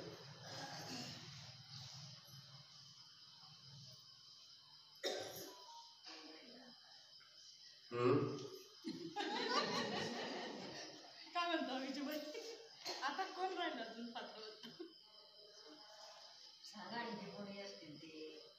मी रात्रभर सांगितलं. माझं या बाबतीत रेकॉर्ड आहे, 2 तासापेक्षा थांबतच नाही. मी समोरच्याचा ओझं डोक्यावर घेऊन कधीच जात आणि यांनी कधीच बोलवू नये ही व्यवस्था करून जातो. परत कधीच यांनी बोलवलं अजिबात नाही. बोलवलं ते परत म्हणतं, इतकं सटकवताना ते परत नको, सर्व बोलवत ते उपात 20 वर्षानंतर ते बोलवत आहेत. समजून घ्या, याच्यावरून समजून. भुसावळवाल्यांनी मला डायरेक्ट सांगितलं, तुम्ही इकडे फिरकू नका त्याच्यावर. श्रुतीस्थळातले हजारो पात्र, जी पात्र काळजाला चटका लावून जाणारे, यांचा मृत्यू, यांचं जगणं, यांचं चालणं, यांचं बोलणं, अशी कितीतरी पात्र आहेत. मी साधाईसा सांगत होती, ही साधाईसा बघा. तुम्ही हिंदू धर्माचा प्रचार करत नाहो, मानवाला पंथाचा प्रचार करत असताना तुम्हाला हिंदुत्व दाखवून द्यावं लागणार नाही, दाखवावं आम्हाला दाखवावं लागणार.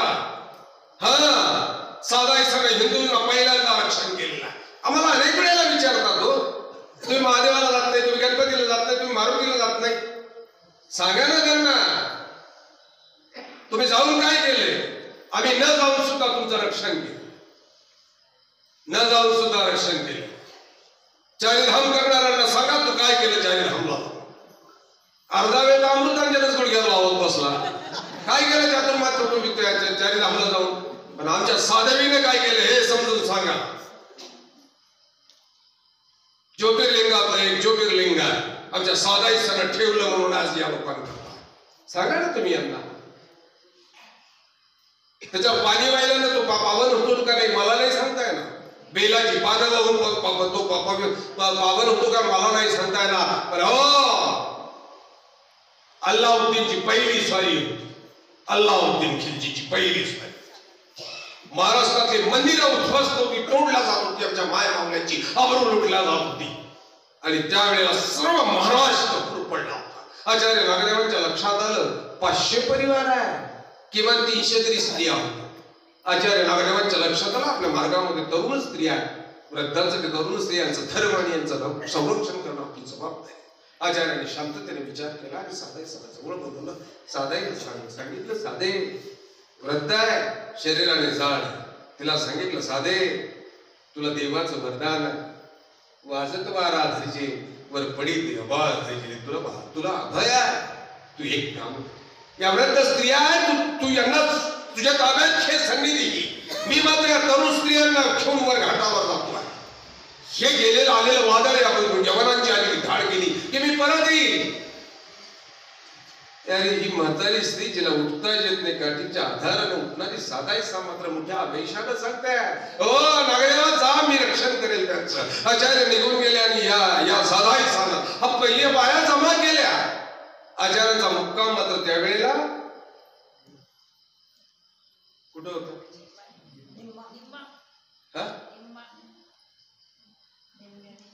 ज्योतिर्लिंग लिंब ना परळ औंढा परळ वैजनाथ परळी वैजनाथ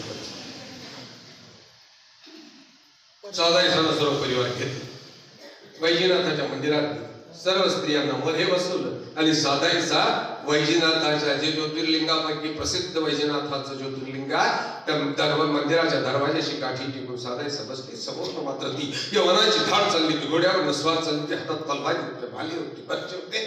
जाणारा प्रत्येक सैनिक तिला विचारत होता हे बुट्टी हिंदीची शब्द अशीच्या अशी स्मृती स्थळामध्ये हे बुट्टी अंदाज कोण आहे. आमची साधायचा काठी हातात घेऊन माल घालून त्याला सांगितले बाबा रे इथं कुणीच नाही ही चक्रधर महाराजांची म्हातारी बसली साधा बसली येल्लो बसलेली आहे. चक्रधर महाराजांची येल्लो बसलेली आहे मध्ये कुणी नाही. शब्दात लपावित आणि ताकद होती डोळ्याची चरप होती सर्वत्र चक्र महाराज अभय होता. आला पाहणारा सैनिक मात्र मुकाटपणे पुढे जात होता पुढे जात होता पुढे जात होता. अल्लाउद्दीन खिलजीची स्वारी महाराष्ट्रात निघून गेली. महाराष्ट्र शांत झाला. आचार्य श्री नागदेव परत आले.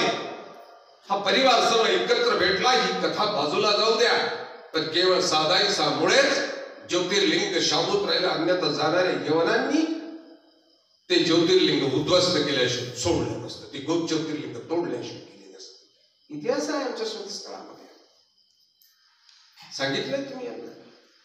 फक्त पाणी वाहून तो शिव प्रसन्न होतो हे नाही. ज्योतिर्लिंग सुरक्षित ठेवण्याचं काम आमच्या माऊलीने केलं म्हटल्यापेक्षा आमच्या महानुभावांनी आम्हाला सार्थ अभिमान आहे. आम्ही महाराष्ट्रामध्ये ही गोष्ट सांगायला पाहिजे. तुम्ही नाही सांगितलं. आम्ही फक्त कुणी काही सल्ला विचारला का पोरं होत नाही आम्ही सगळं जायच्या देवाची खेटा रे बावड्या जायच्या देव पोरं द्यायला वाटायला बसला काय त्याचा तेवढाच गंगा आहे बस. गंगा तीराला फिरून तरी पोरच वाटत. लग्न नारळ बाजून टाका. मंदिरात गाठ्या कमी दिसतात भगवद्गीता कमी दिसतात. बांधलेले नारळ घोबड्यांसारखे दिसतात. ते कधीतरी पाच वटवागळ लाल पिवळे रेल्वे सगळे सोडून पा मध्ये चिठ्ठ्या आहेत. पोरगा उदे पोरगी उदे लग्न उदे 1.25 किलो पेढे देईल 11 नारळ होईल एवढंच असतं. अरे कधीतरी महानुभावांचा इतिहास सांगा महाराष्ट्राला. वैष्णवांनी सांगितला नानोबा बसले आणि तुम्ही जळगाव जिल्ह्यातले लोक तुमच्या जागदेवाचा माणूस गेलाय वाघावर बसून हातात मात्र सापाचा असूड आहे. मोक्काही विचारते नागदेवाला ज्ञानेश्वरीने जानोबा बघणारे हा आला भिंत चालेल क्षणात भिंत चालायला महाराष्ट्राला कळाली. अहो एवढंच नाही त्या रेड्याच्या डोक्यावर हात ठेवून तो माणूस होता का रेडा हेही माहित नाही पण या रेड्याच्या डोक्यावर हात ठेवून तो रेडा ज्ञानेश्वरी बोलला व बदला वेद बदला. त्या रेड्याची समाधी झाली. अवघ्या महाराष्ट्राने पाहिली. आम्ही मात्र महाराष्ट्राला आमची ओळखच करून दिली नाही दिली गरज नाही पडली. मी नारायण बसांचं चरित्र अवघ्या महाराष्ट्राला सांगितलं नांदेड जिल्ह्यात सांगितलं. तुम्हालाही स्मृतीस्थळातल्या घटना आहेत. तुम्ही जळगाव चाळीसगावच्या मध्ये कधी गेला नाही बहाळ कधीच गेला नाही. मी माझा निम्म्यानंतरचा बहाळच्या कार्यक्रमाची तयारी करतो. मला करोनामुळे जमलं नाही पण मी बहाळची तयारी करतो. हा नारायण व्यास हिंदू धर्माचा संरक्षक आहे. मी नांदेडची नाही सांगणार बाबा अजून एक आहे नारायण बसाची मानव पंथावर आलेलं संकट नारायण बसाने निवारण केलं. हिंदूंवर आलेलं संकट तर नारायण बसांनीच निवारण केलं. यतींनी नष्ट केलेला हिंदू धर्म ज्या नांदेडला यती राज्य होतं राजाचं त्या यती त्याचा गुरु आहे. यतींनी पटवून दिलं. यती म्हणजे कोण नंतर कोपऱ्यात भेटले की सांगतो यती धर्म कोणता जाहीर मला सांगता येत नाही. सांगितलं का परत आमच्यावर उद्या चालू होऊन जाईल. फेसबुक व्हॉट्सअप फुकटच आहे.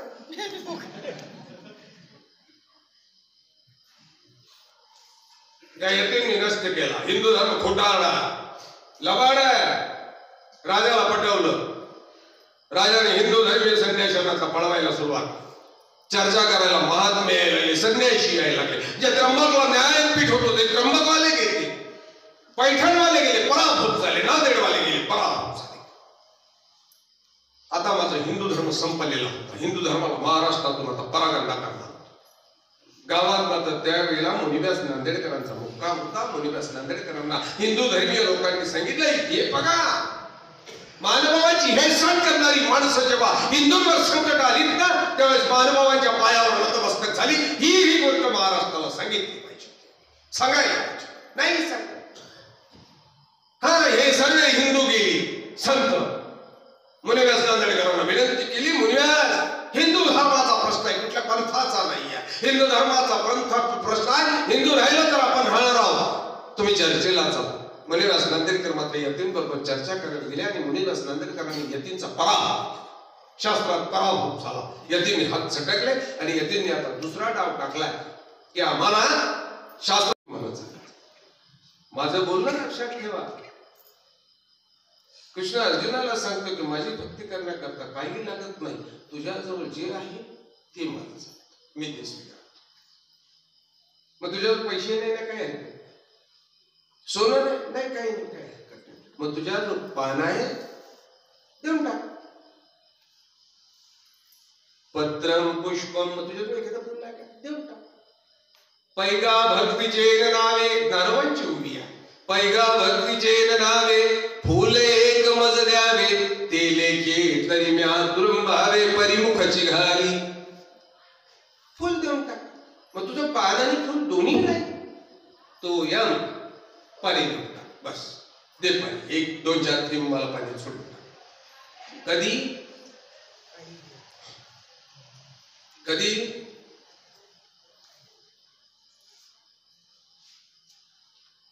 कधी काय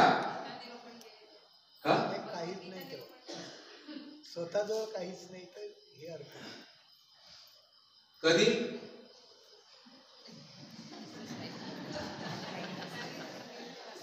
गीता निरूपण केली तेव्हा म्हणतात.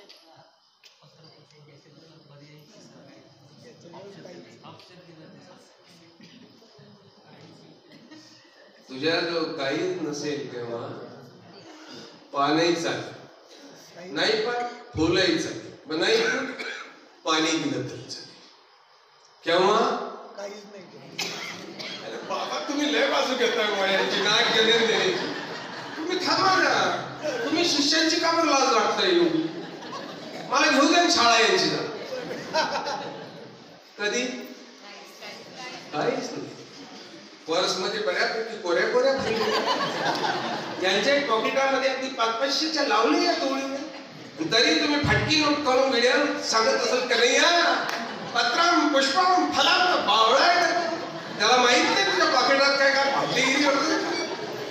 तिथं जाऊन फसवतो त्याला परत. तो काय आंधळा आहे, त्याला कळत नाही. पण त्यापेक्षा त्याला कन्हैयाला सांगितलं, कन्हैया माझी लायकीच आहे एवढी देण्याची, अंतकरणाचं औदार्यच माझे, घे बाई, काही फरक पडणार नाही. तो घ्यायला तयार आहे. आणि म्हणून भगवद्गीतेचा तो श्लोक म्हणून फायदा आहे फायदा. कन्हैया प्रसन्न होईल तो श्लोक म्हटला. रागाने फसवतोय तुम्हाला, खोटा राज. पण त्यापेक्षा कन्हैयाला काही मात्र सरळ सोपं सांगा. नागपत्र कराचे नारियेळ परीशिर. त्याला सांगाय, कन्हैया पानं आणायची अवकात नाही, हात घेऊन आलोय. पानं नारियेळ परीशिर, हे डोकं आहे ना, हे नारळ आहे. मला नारळ आणायची सुद्धा अवकात नाही. आणले तर कोरडेच आणतो ना आपण. बरं, नारळ विकून विकून आम्ही श्रीमंत झालो, तुम्ही कटाळलेच नाही. कटाळूच नका तुम्ही. मी तर दिवसभर मी तू काय भागवत करेन. मला अनेक वेळा मुकुंद सांगतो, आमच्या कशाला भागवत करताय तुम्ही, बरे नाही तुम्हाला. प्रवास करता 200-400 किलोमीटर रात्रीचे, त्या गाड्याही झिजतात, तुम्ही झिजून चालले. 50 वर्षाचे झाले, 2 वेळेला ऑपरेशन झाले, 5 टेन टाकून ठेवल्या, मध्ये जागाच नाही टाकायला. आता डॉक्टरांना वेळेला पुढच्या वेळेला फाडायचं. तो चहा प्यायला लागला, तो सांग तू साखर टाकू नका त्यांना. जागाच नाही. तुम्ही तो काय करता तुम्ही मंदिरात, फक्त येणारे करायचे, देवापुढे जायचं, नारळ ठेवलं, परत टोपले आणायचे, परत कोणीतरी आलं का 20 रुपये, परत देवा, परत आणायचे. संध्याकाळपर्यंत 400-500 रुपये, एकच नारळ 1000-500 रुपयाला मिळतात 8-15 दिवसात. एखादा बोकड्या पाहिजे चांगला श्रीमंत, त्याला म्हणतात पाटील कुठून आले, नारळ त्याच्या खोळीत घातलं. तो म्हणतो नारळाचा प्रसाद दिला, 100 रुपये वरून पूजा करतो. इतका सोपा आहे. तुम्ही मात्र कटाळले नाही. माझा हा श्लोक किती देखणा आहे. नागपत्र कराचे हे नारियेळ परिश्र प्रतिज्ञा ही सुपारीची भाववेडा तुझा रपे तो बाज देवाला सांगा. तो मात्र या सत्य बोलण्याला रागवणार नाही आणि तुमच्या प्रसन्न होऊन तुमच्या विड्याचा स्वीकार केल्याचे राहणार नाही. मायबाप हो, श्रुतीस्थळातल्या अनेक घटना सांगण्याच्या माझ्या डोक्यात आहे, परंतु एक वेळेला मात्र एक वेगळी वेळ मिळू द्या, सलग वेळ मिळू द्या. श्रुती मात्र स्टार्ट टू एंड पर्यंत तुम्हाला नक्की आहे. पण सध्या वर्षभर आपण तंदुरुस्त व्हायला वेळ लागेल. कृष्ण मात्र सांगायचा, कृष्ण मात्र एक वेळेला ऐकत. माझा कृष्ण मात्र मी वेगळ्या पद्धतीने नक्कीच तुम्हाला सांगेल. कृष्णाची प्रत्येक गोष्ट, तुम्ही पाहिलेला कृष्ण आणि मी पाहिलेला कृष्ण, दोघांमधले बदल मात्र मी तुम्हाला नक्की सांगेल. मग ती सत्यभामाही सांगू शकतो, मी सुदामाही सांगू शकतो, मी विदर्भही सांगू शकतो. या सर्व गोष्टी मी भगवत आपल्या कृष्ण कथेमध्ये सांगणार. स्मृतीस्थळ मात्र सध्या बाबांकडून समजून घ्या. नक्कीच बाबा तुम्हाला स्मृतीस्थळाची एक माहिती देतील. श्री प्रभू चरित्रातले अभयसर सुद्धा एक दिवस बाबांकडून समजून घ्या. श्री गोविंद प्रभू बाबांना श्री गोविंद प्रभू बाबा म्हणू नका. मायबाप तो वेड्या पिसा अवतारी म्हणू नका. श्री गोविंद प्रभू बाबाला जर म्हणायचं असेल तर अभयसाचा देव श्री गोविंद प्रभू बाबा म्हणा. श्री गोविंद प्रभू बाबा तुमच्यावर प्रसन्न झाल्याशिवाय राहणार नाही. बोलवलं हा 7 दिवस चालणारा कार्यक्रम आहे. मला बाबांनी पुढच्या तारखा सांगितल्या होत्या. उद्यापासून माझी कृष्ण कथा चालू होते. सिन्नर आणि नाशिक रोडच्या मध्ये ते गाव आहे देशवंडीला उद्या भागवत कथा सुरुवात आहे. संध्याकाळी 6 वाजता तो कार्यक्रम चालू. पण काय होतं राजदर बाबा, आम्ही गुरुबाहून डावतो. या दरम्यान माझं स्वास्थ्य चांगलं नव्हतं, नाही म्हणूनही सांगू शकत होतो. मी म्हटलं चला, ही सुद्धा एक मला असं वाटतं या लोकांचेच आशीर्वाद आहे की लोकांना अटॅक आली आणि लोक मेली. त्यांना हळूच सांगितलं आमचे बंधू आहेत पाथरीला राघवमुनी, त्या राघवासांकडे तुम्ही जा, ते तुमच्याशी चर्चा करतील.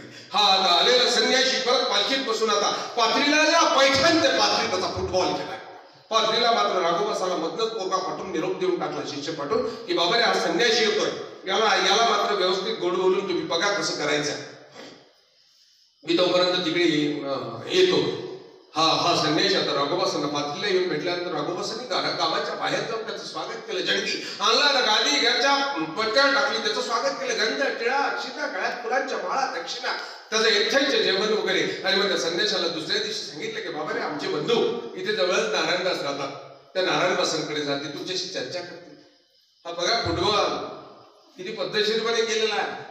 म्हणजे पैठणहून नारायणदासांकडे पाठवता येत होतं, राघोबासांकडे पाठवलं. पाथरीवरून आता नारायणदासांकडे परत चालले. नारायणदास त्यावेळेस अमरावतीच्या जवळ होते. नारायणदासांचा हा निघाला आता नारायणदासांकडे निघाला.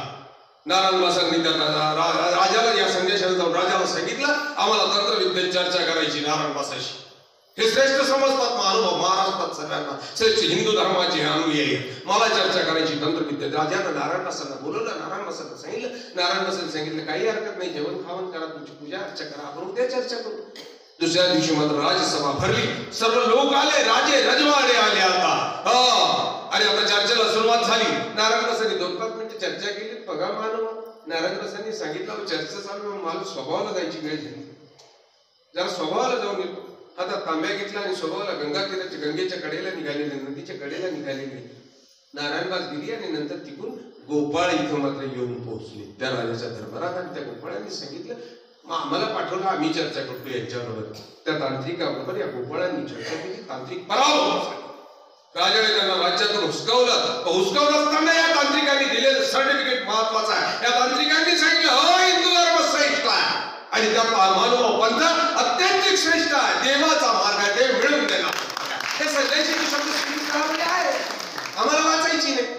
त्याचं श्रेष्ठत्व आम्ही आमच्या पोराबाळांना किंवा महाराष्ट्रातल्या जनतेला सांगितलेलं नाही सांगितलं. राजा मात्र हळहळ करत होता की नारायणदास जर येते ते बरं झालं असतं. परंतु राजाला माहिती नव्हतं आलेली जी गोपाळ होती, पोरं होती, ती मात्र नारायणदासांनी मंत्राची करून पाठवून दिली होती. कारण त्या संन्याशाच्या काय तोंडी लागायचं बा.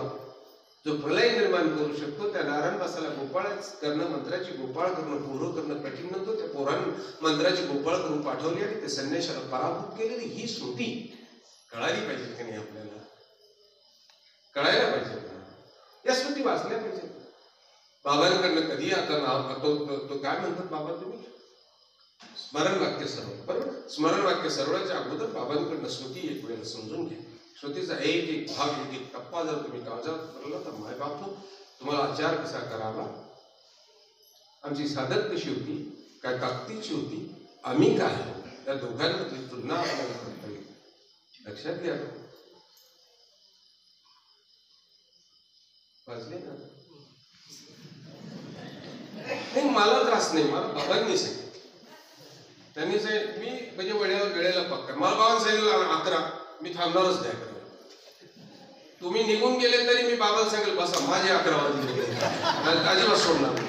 त्याला कारण आहे, आपल्याला त्यांनी बोलवलेलं आहे. मगाशी जेव घातलं, त्या पंक्तीवाल्याने 500 रुपये पूजा केली, त्या बायांनी गरम पुऱ्या आणल्या. हे खाऊन बैल होण्याची आपली अजिबात इच्छा नाही. ज्यांनी ज्या कामाला बोललं जेवढं सांगितलं तेवढं आपण करायचं. कारण माझ्या जीवनाचं एक गणित आहे. मायबाप हो मी नाशिकचा, नाशिकला कवी कुसुमाग्रज होते. कवी कुसुमाग्रजांनी मात्र जीवनाचं गणित अतिशय देखणं सांगितलं आहे की तुम्हाला जीवन जगायचं असेल ते कसं जगलं पाहिजे. कसं जगलं पाहिजे. मी जीवनात येथे नेहमीच गात आलो, हे दान प्रार्थनाचे मानून मुक्त झालो. कोणी दिला जिव्हाळा, कोणास ताप झाला, फसवाच हा दिलासा घे जाणून स्वतःला. मी जीवनात येथे नेहमीच गात आलो. जीवनाचं गाणं गात गात चालायचं. मग या गाणं गात असताना कोणी दिला जिव्हाळा, कोणास त्रास झाला, दोन्ही घ्या. फसवाच हा दिलासा घे जाणून स्वतःला. जगणं असं बसले. आणि मला असं वाटतं मला या जगण्यात मस्त मजा वाटते. कृष्ण हे पात्र माझा आवडीचं आहे. कृष्णाकरता मी मला असं वाटतं कृष्णाच बाबाकडे येणार. कृष्णाचा एक एक पैलू मला वेगळा दाखवायचा, वेगळा कृष्ण आहे. मी अनुभवलेला वेगळा कृष्ण आहे. तुम्ही गवळणींबरोबर अनुभवला आणि मी संतांबरोबरचा अनुभव. तुम्ही भगवद्गीतेतला अनुभव, मला मात्र भगवद्गीतेतला कधीच पटत नाही. पत्र पुष्प फल तोय सत्यानाश करून टाकला पावळटासारखा. एकाही माऊलीने उद्यापासून फुलाचा हार घालताना पत्र पुष्प विडा ठेवताना म्हणायचा अजिबात. तुम्हाला म्हणायचा नाग पत्रकराचे नारियेळ परीशिर प्रतिज्ञा ही सुपारीची भाव विडा तुझर पितो. पत्रम पुष्पम म्हणायचं नाही. प्राचार्य आहेत त्यांच्यात एखादा आगाव बोलायचं नाही म्हणून कमी बोलतो. परंतु लक्षात ठेवा पत्रम पुष्पम फलम तोयम यो मे भक्त्या प्रयच्छति. केव्हा सांगितलं गेलं? तुम्ही यांना सांगा, बोला, यांनाही सांगा. वेळ जातोय, मी हलणार, माझा मुद्दा क्लिअर करा. कधी सांगितलं अर्जुनाला? अहो गीताच युद्धभूमीवर सांगितलं. हा श्लोक का सांगितला गेला मला हे म्हणायचं. पत्रम पुष्पम फलम तोयम. अर्जुना मला पान चालतं, मला फूल चालतं, पाणी चालतं. कधी सांगितलं गेलं?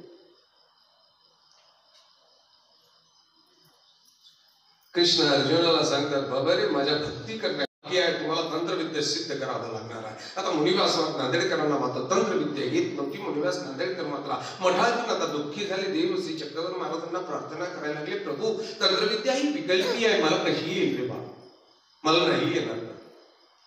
याच वेळेला नारायण व्यास आणि पंडित विश्वनाथ दास बाळापूरकर रिद्धिपूरला होते. आणि रिद्धिपूरला मात्र पंडित विश्वनाथ दास बाळापूरकर स्वप्न पडलं की तुमचे गुरु अडचणीत आहे. पण म्हणजे मुनिवास नांदेडकरांचे शिष्य पंडित विश्वनाथ दास बाळापूरकर यांना स्वप्न पडलेले आहे, तुमचे गुरु अडचणीत आहे. 4 वाजता उठवलं, नारायण गुरुजी आजारी आहेत, आपल्याला जावं लागणार आहे. नारायणाला उठवलं आणि हा प्रवास नांदेडच्या दिशेने चालू झाला. 4 दिवसाच्या मुक्कामाला नांदेडला पोहोचले. मुनिवास नांदेडकरांना भेटले. मुनिवासांनी घडलेली सर्व घटना सांगितली. पंडित विश्वनाथ दास बाळापूरकरांनी मात्र धीर दिला, तुम्ही निवांत करा, राजाला निरोप द्या, आम्ही उद्या चर्चेला येतो, आम्हाला ताप आहे, मी माझ्या शिष्यांना पाठवते एवढं सांगा. आणि राजाला सांगा शिष्याचा पराभव असला तरी तो आम्ही मान्य करू म्हणून एवढा निरोप द्या. निरोप राजाला गेला आणि पंडित विश्वनाथ बाळापूरकरांनी नारायणाला गंगेच्या तीरावर उभं केलं. नारायणाला सांगितलं, नारायण माणसं मारण्याकरता तंत्र विद्येचा वापर केला, अघोरी विद्येचा वापर केला. तुम्ही पहायला जा जिथं महाप्रलय आला होता, पृथ्वी बुडण्याचं तिथं निर्माण झालं होतं. पृथ्वी बुडल्याचं महाप्रलयाचं पहिलं चित्र पहायला झालेलं. माणसं मारण्याकरता तुम्ही मंत्रविद्येचा वापर केला, प्रलय निर्माण केलाय. आता मात्र तुम्ही हा धर्म वाचवण्याकरता तुम्हाला मंत्रविद्येचा वापर करावा लागणार नाही म्हणत असताना सुद्धा नारायणदास तयार झाले. आणि आता दुसऱ्या दिवशी मात्र ते येतील त्या राजाच्या दरबारामध्ये. त्या राजाचंही नाव माझ्या लक्षात होतं, मी नेमकं विसरून गेलो हे सर्व.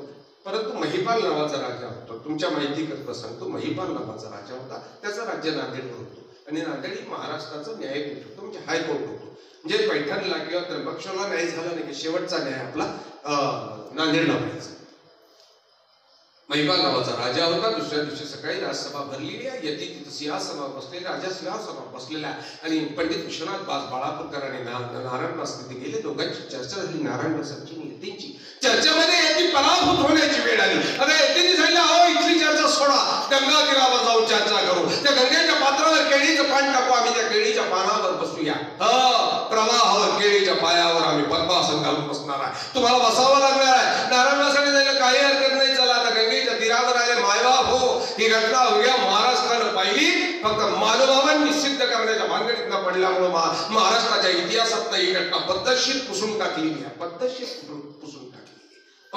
पुसून टाकली. कारण ती पुसत असतानाच दुःख आम्हाला झालं नाही. ती पुसत असताना जर आमच्या वेदना आणि आमचा मानव जागा झाला असता, हिंमत नव्हती महाराष्ट्राच्या इतिहासात ही घटना पुसून टाकण्याची. आम्हाला कधी वेदनाही झाली नाही.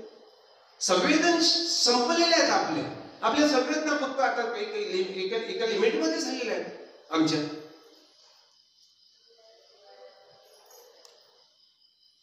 गंगा तीराला अवघा महाराष्ट्र जमा झालेला, हिंदू धर्मीय सर्वे संवाद 90 महाराष्ट्रातनं अवघ्या भारतातली विद्वान तिथं जमा झालेली होती. गंगा तीरावर नांदेडच्या वाहणाऱ्या खकाळानं केळीचं पान टाकलं आणि पद्मासनानं यती संन्याशी जाऊन त्या केळीच्या पानावर खाल्लं. गंगा वाहते, त्या गंगेच्या वाहणाऱ्या पाण्यावर केळीचं पान आहे, तिथं पद्मासन घालून हा संन्याशी बसलेला. गंगाती मात्र खाली मानेनं पाहत होतं, डोळ्यातनं अश्रू गळत होती, काळजात रक्त वाहत होतं, नतमस्तक झाली होती सर्वी. आता मात्र आपलं खरं नाही. आता तो यती उतरला.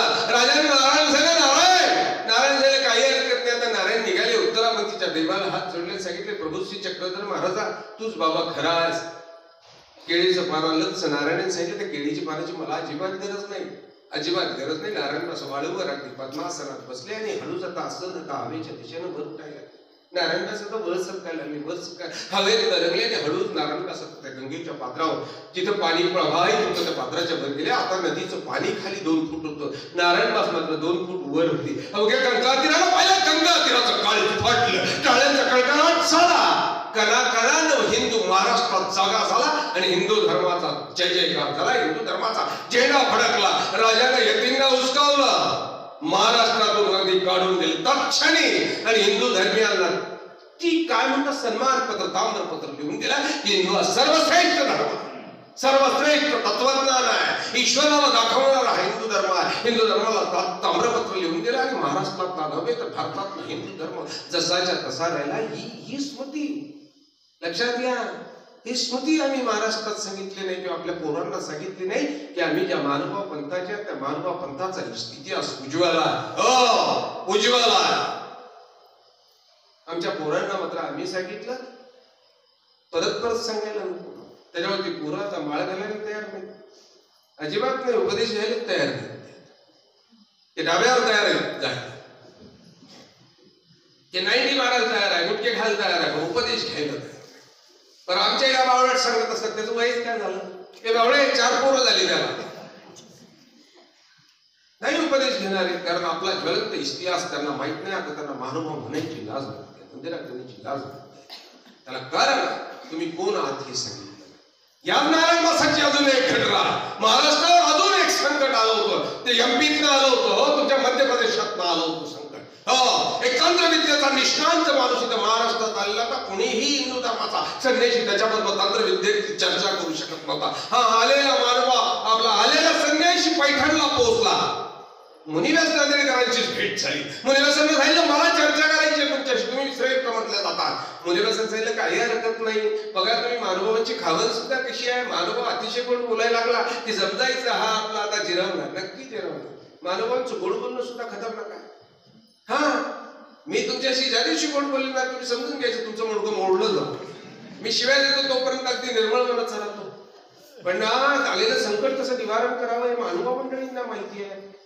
धर्मावरची संकट अनेक महानुभाव मंडळींनी परतवून लागलेली आहे. तलवारीने नाही, शस्त्राने नाही, अस्त्राने नाही, शिवीने आपल्या नम्रतेने आणि शालीनतेने आलेलं प्रत्येक संकट निवारण केलेलं आहे. पण त्या आमच्या गावाला मुनिवास नांदेडकरांनी सांगितलं काही हरकत नाही. त्यांना आता जेवण घातलं, त्यांचा सत्कार केला, गळ्यात हार घातला, त्यांची दक्षिणा. 1-2 महिने मी ती काय म्हणतात लिपोस्प्रिंग का काय रक्तपातळ हे न घेता सुद्धा मी कार्यक्रम पार पाडला. 50,000 लोकांचा कार्यक्रम पार पडत असताना दिवसातनं मी एकच वेळेस जेवायचं विदाऊट इंजेक्शन. तर देवाने जर जगवलं असेल तर याला कारण आहे या संतांचं प्रेम होतं, यांची आशीर्वाद होती, तुम्हा वासनिकांचं प्रेम होतं आणि वासनिकांच्या शुभेच्छा पाठीशी होत्या. म्हणून आपण जगलो. बाबांना मात्र नकारू शकलो नाही. माझे ज्येष्ठ गुरुबंधू आहे. याही पेक्षा आज मात्र पंथाचं मोठं काम करतात ते संस्कृत महाविद्यालयाचे प्राचार्य अनेक आमच्या महानुभावांचं भविष्य करतात. कृष्णात बाबा झाले, म्हणजे रसदर बाबा झाले, या लोकांनी पंथाचं भविष्य घडवण्याकरता स्वतःची आश्रम बांधली नाही, मात्र जिवंत आश्रम तयार केलेली आहेत. एक आश्रमात पाकळी आणि मग त्यांचा शब्द ओलांडणं मला शक्य नव्हतं. मी म्हटलं बाबाजी नक्की फक्त एकच काम करा. 3 तारखेपासून 9 तारखेपर्यंत मी अडचणीत आहे, माझं भागवत आहे. मी 10ला नागपूरला जातोय, 12ला परत येतो, 14 तारखेला उमरखेडला जातो आणि 16ला परत अमरावतीला रोठासाठी येतो. हे असं माझं शेड्यूल टाईट आहे. त्याच्यामुळे मला मात्र या सुरुवातीच्या 1 किंवा 2 तारखेमध्ये द्या. मला 2 तारखेला म्हटलं नक्की येतो, 2 तारखेला येतो. तुमची सेवा करता आली, तुम्हाला रागवतो बोलतो हा विनोदाचा भाग आहे. हे सहज मोकळेपणानं तुम्ही जोपर्यंत मोकळेपणानं माझं ऐकणार नाही तोपर्यंत तुम्हाला पचणार नाही. मी जर छडी घेऊन तुम्हाला शिकवायचा प्रयत्न केला ना मायबापू तुम्हाला बरं नाही होत. कधीतरी चिमटे असतात, कधीतरी रागवण असतं, कधीतरी विनोद असतो आणि याच्यातनं हसत खेळत जेव्हा आपण शिकत जातो ते खरं शिकणार. दंडोकी शाही करून शिकता येणार नाही. आणि म्हणून 4 स्मृती तुम्हाला ज्या सांगितली त्या गांभीर्याने पडा. अनेक स्मृतींची बारकावे सांगायची. फक्त ती बारकावी एक स्मृती सांगत असताना तिच्या पाठीमागं 5 स्मृती आहेत त्या सांगायच्या मोठ्या अडचण निर्माण होत्या. आणि म्हणून मी तोकड्या स्मृती तुम्हाला सांगून थांबून घेतो. जीवनाच्या एखाद्या वळणावर जर भेट झाली तर मी तुम्हाला अजून काही चांगल्या स्मृती सांगेन की ज्या स्मृती तुम्हाला प्रेरणा देईल. तुम्हाला लोकांचं दर्शन झालं, तुम्हाला लोकांची भेट झाली. करोनानंतर आपण भेटतो आणि मी ऑपरेशन नंतर तुम्हाला लोकांचं दर्शन घेतो, तुम्हाला लोकांना धन्यवाद करतो. हे मंदिर मात्र 150-200 वर्षापूर्वीचं आहे. याला इतिहास अनेक संत मंडळीचा वारसा. इथे देवपूजा पाहिल्यानंतर मला वाटतं भरोजची मूर्त आहे, ती भरोजची मूर्त आहे. जो पांढरी मूर्त आहे ती भरोजचा विशेष आहे. आणि भरोज बद्दल सध्या मी संवेदनशील झालेलो आहे की सर्व आम्हाला जर करायला मिळतं तर आम्ही भरोसला का जात नाही. आमचा देव श्री चक्रधर महाराजांचा तिथं अवतार आहे, आम्ही गेलो पाहिजे जायला आणि आग्रह केला पाहिजे भरोसला जाण्याचा. आमच्या वैशूला मात्र माऊचा देव जास्त आवडतो, भरोस का आवडत नाही. त्यांना कधीतरी भरोसला घेऊन जा. ज्या भरोसनं आमचा देव दिला आम्हाला, त्या नर्मदेच्या तीरावरनं आमचा देव मिळालेला आहे. कधीतरी त्या भरोसच्या काठावर उभं राहावं, नर्मदेच्या तीरावर उभं राहावं, डोळ्यातनं हसू आणून त्या देवाला सांगावं देवा इथंच तर प्रेत उठवलं ना रे, आम्ही तर प्रेतच आहोत, आम्हाला एक वेळेला झोपेत उठवलं नाही. कधीतरी बरोबर मोठं पाहिल्यानंतर मी गदगदलो की ही परंपरा देवपूजा आहे, त्याचं वंदन करायला मिळालं. दत्तात्रय महाराजांचा नवशिकाचा विशेष आहे. मी आमच्या मुकुंदाला सांगत होतो विशेषाचं सामर्थ्य बघ पाहिल्यानंतर सुद्धा त्याच्याकडे पाहत हवं असं वाटतं. म्हणजे हे सर्व अनुभवायला मिळालं. तुम्हाला लोकांना एक वेळ परत साष्टांग दंड करतो, इथल्या अधिष्ठित असलेल्या देवपूजेला वंदन करतो, वाढलेली विचार संपवतो. बाबा थोडंफार शिल्लक राहायचं असेल जीवनाच्या प्रवाहातला तुम्हाला नक्की पेडेल. तुम्हा सर्वांना पोहोचते सर्वे भवन्तु सुखिनः, सर्वे सन्तु निरामयः, सर्वे भद्राणि पश्यन्तु, मा कश्चित् दुःखभाग् भवेत्. श्री गोपाल कृष्ण भगवान की, श्री दत्तात्रेय महाराज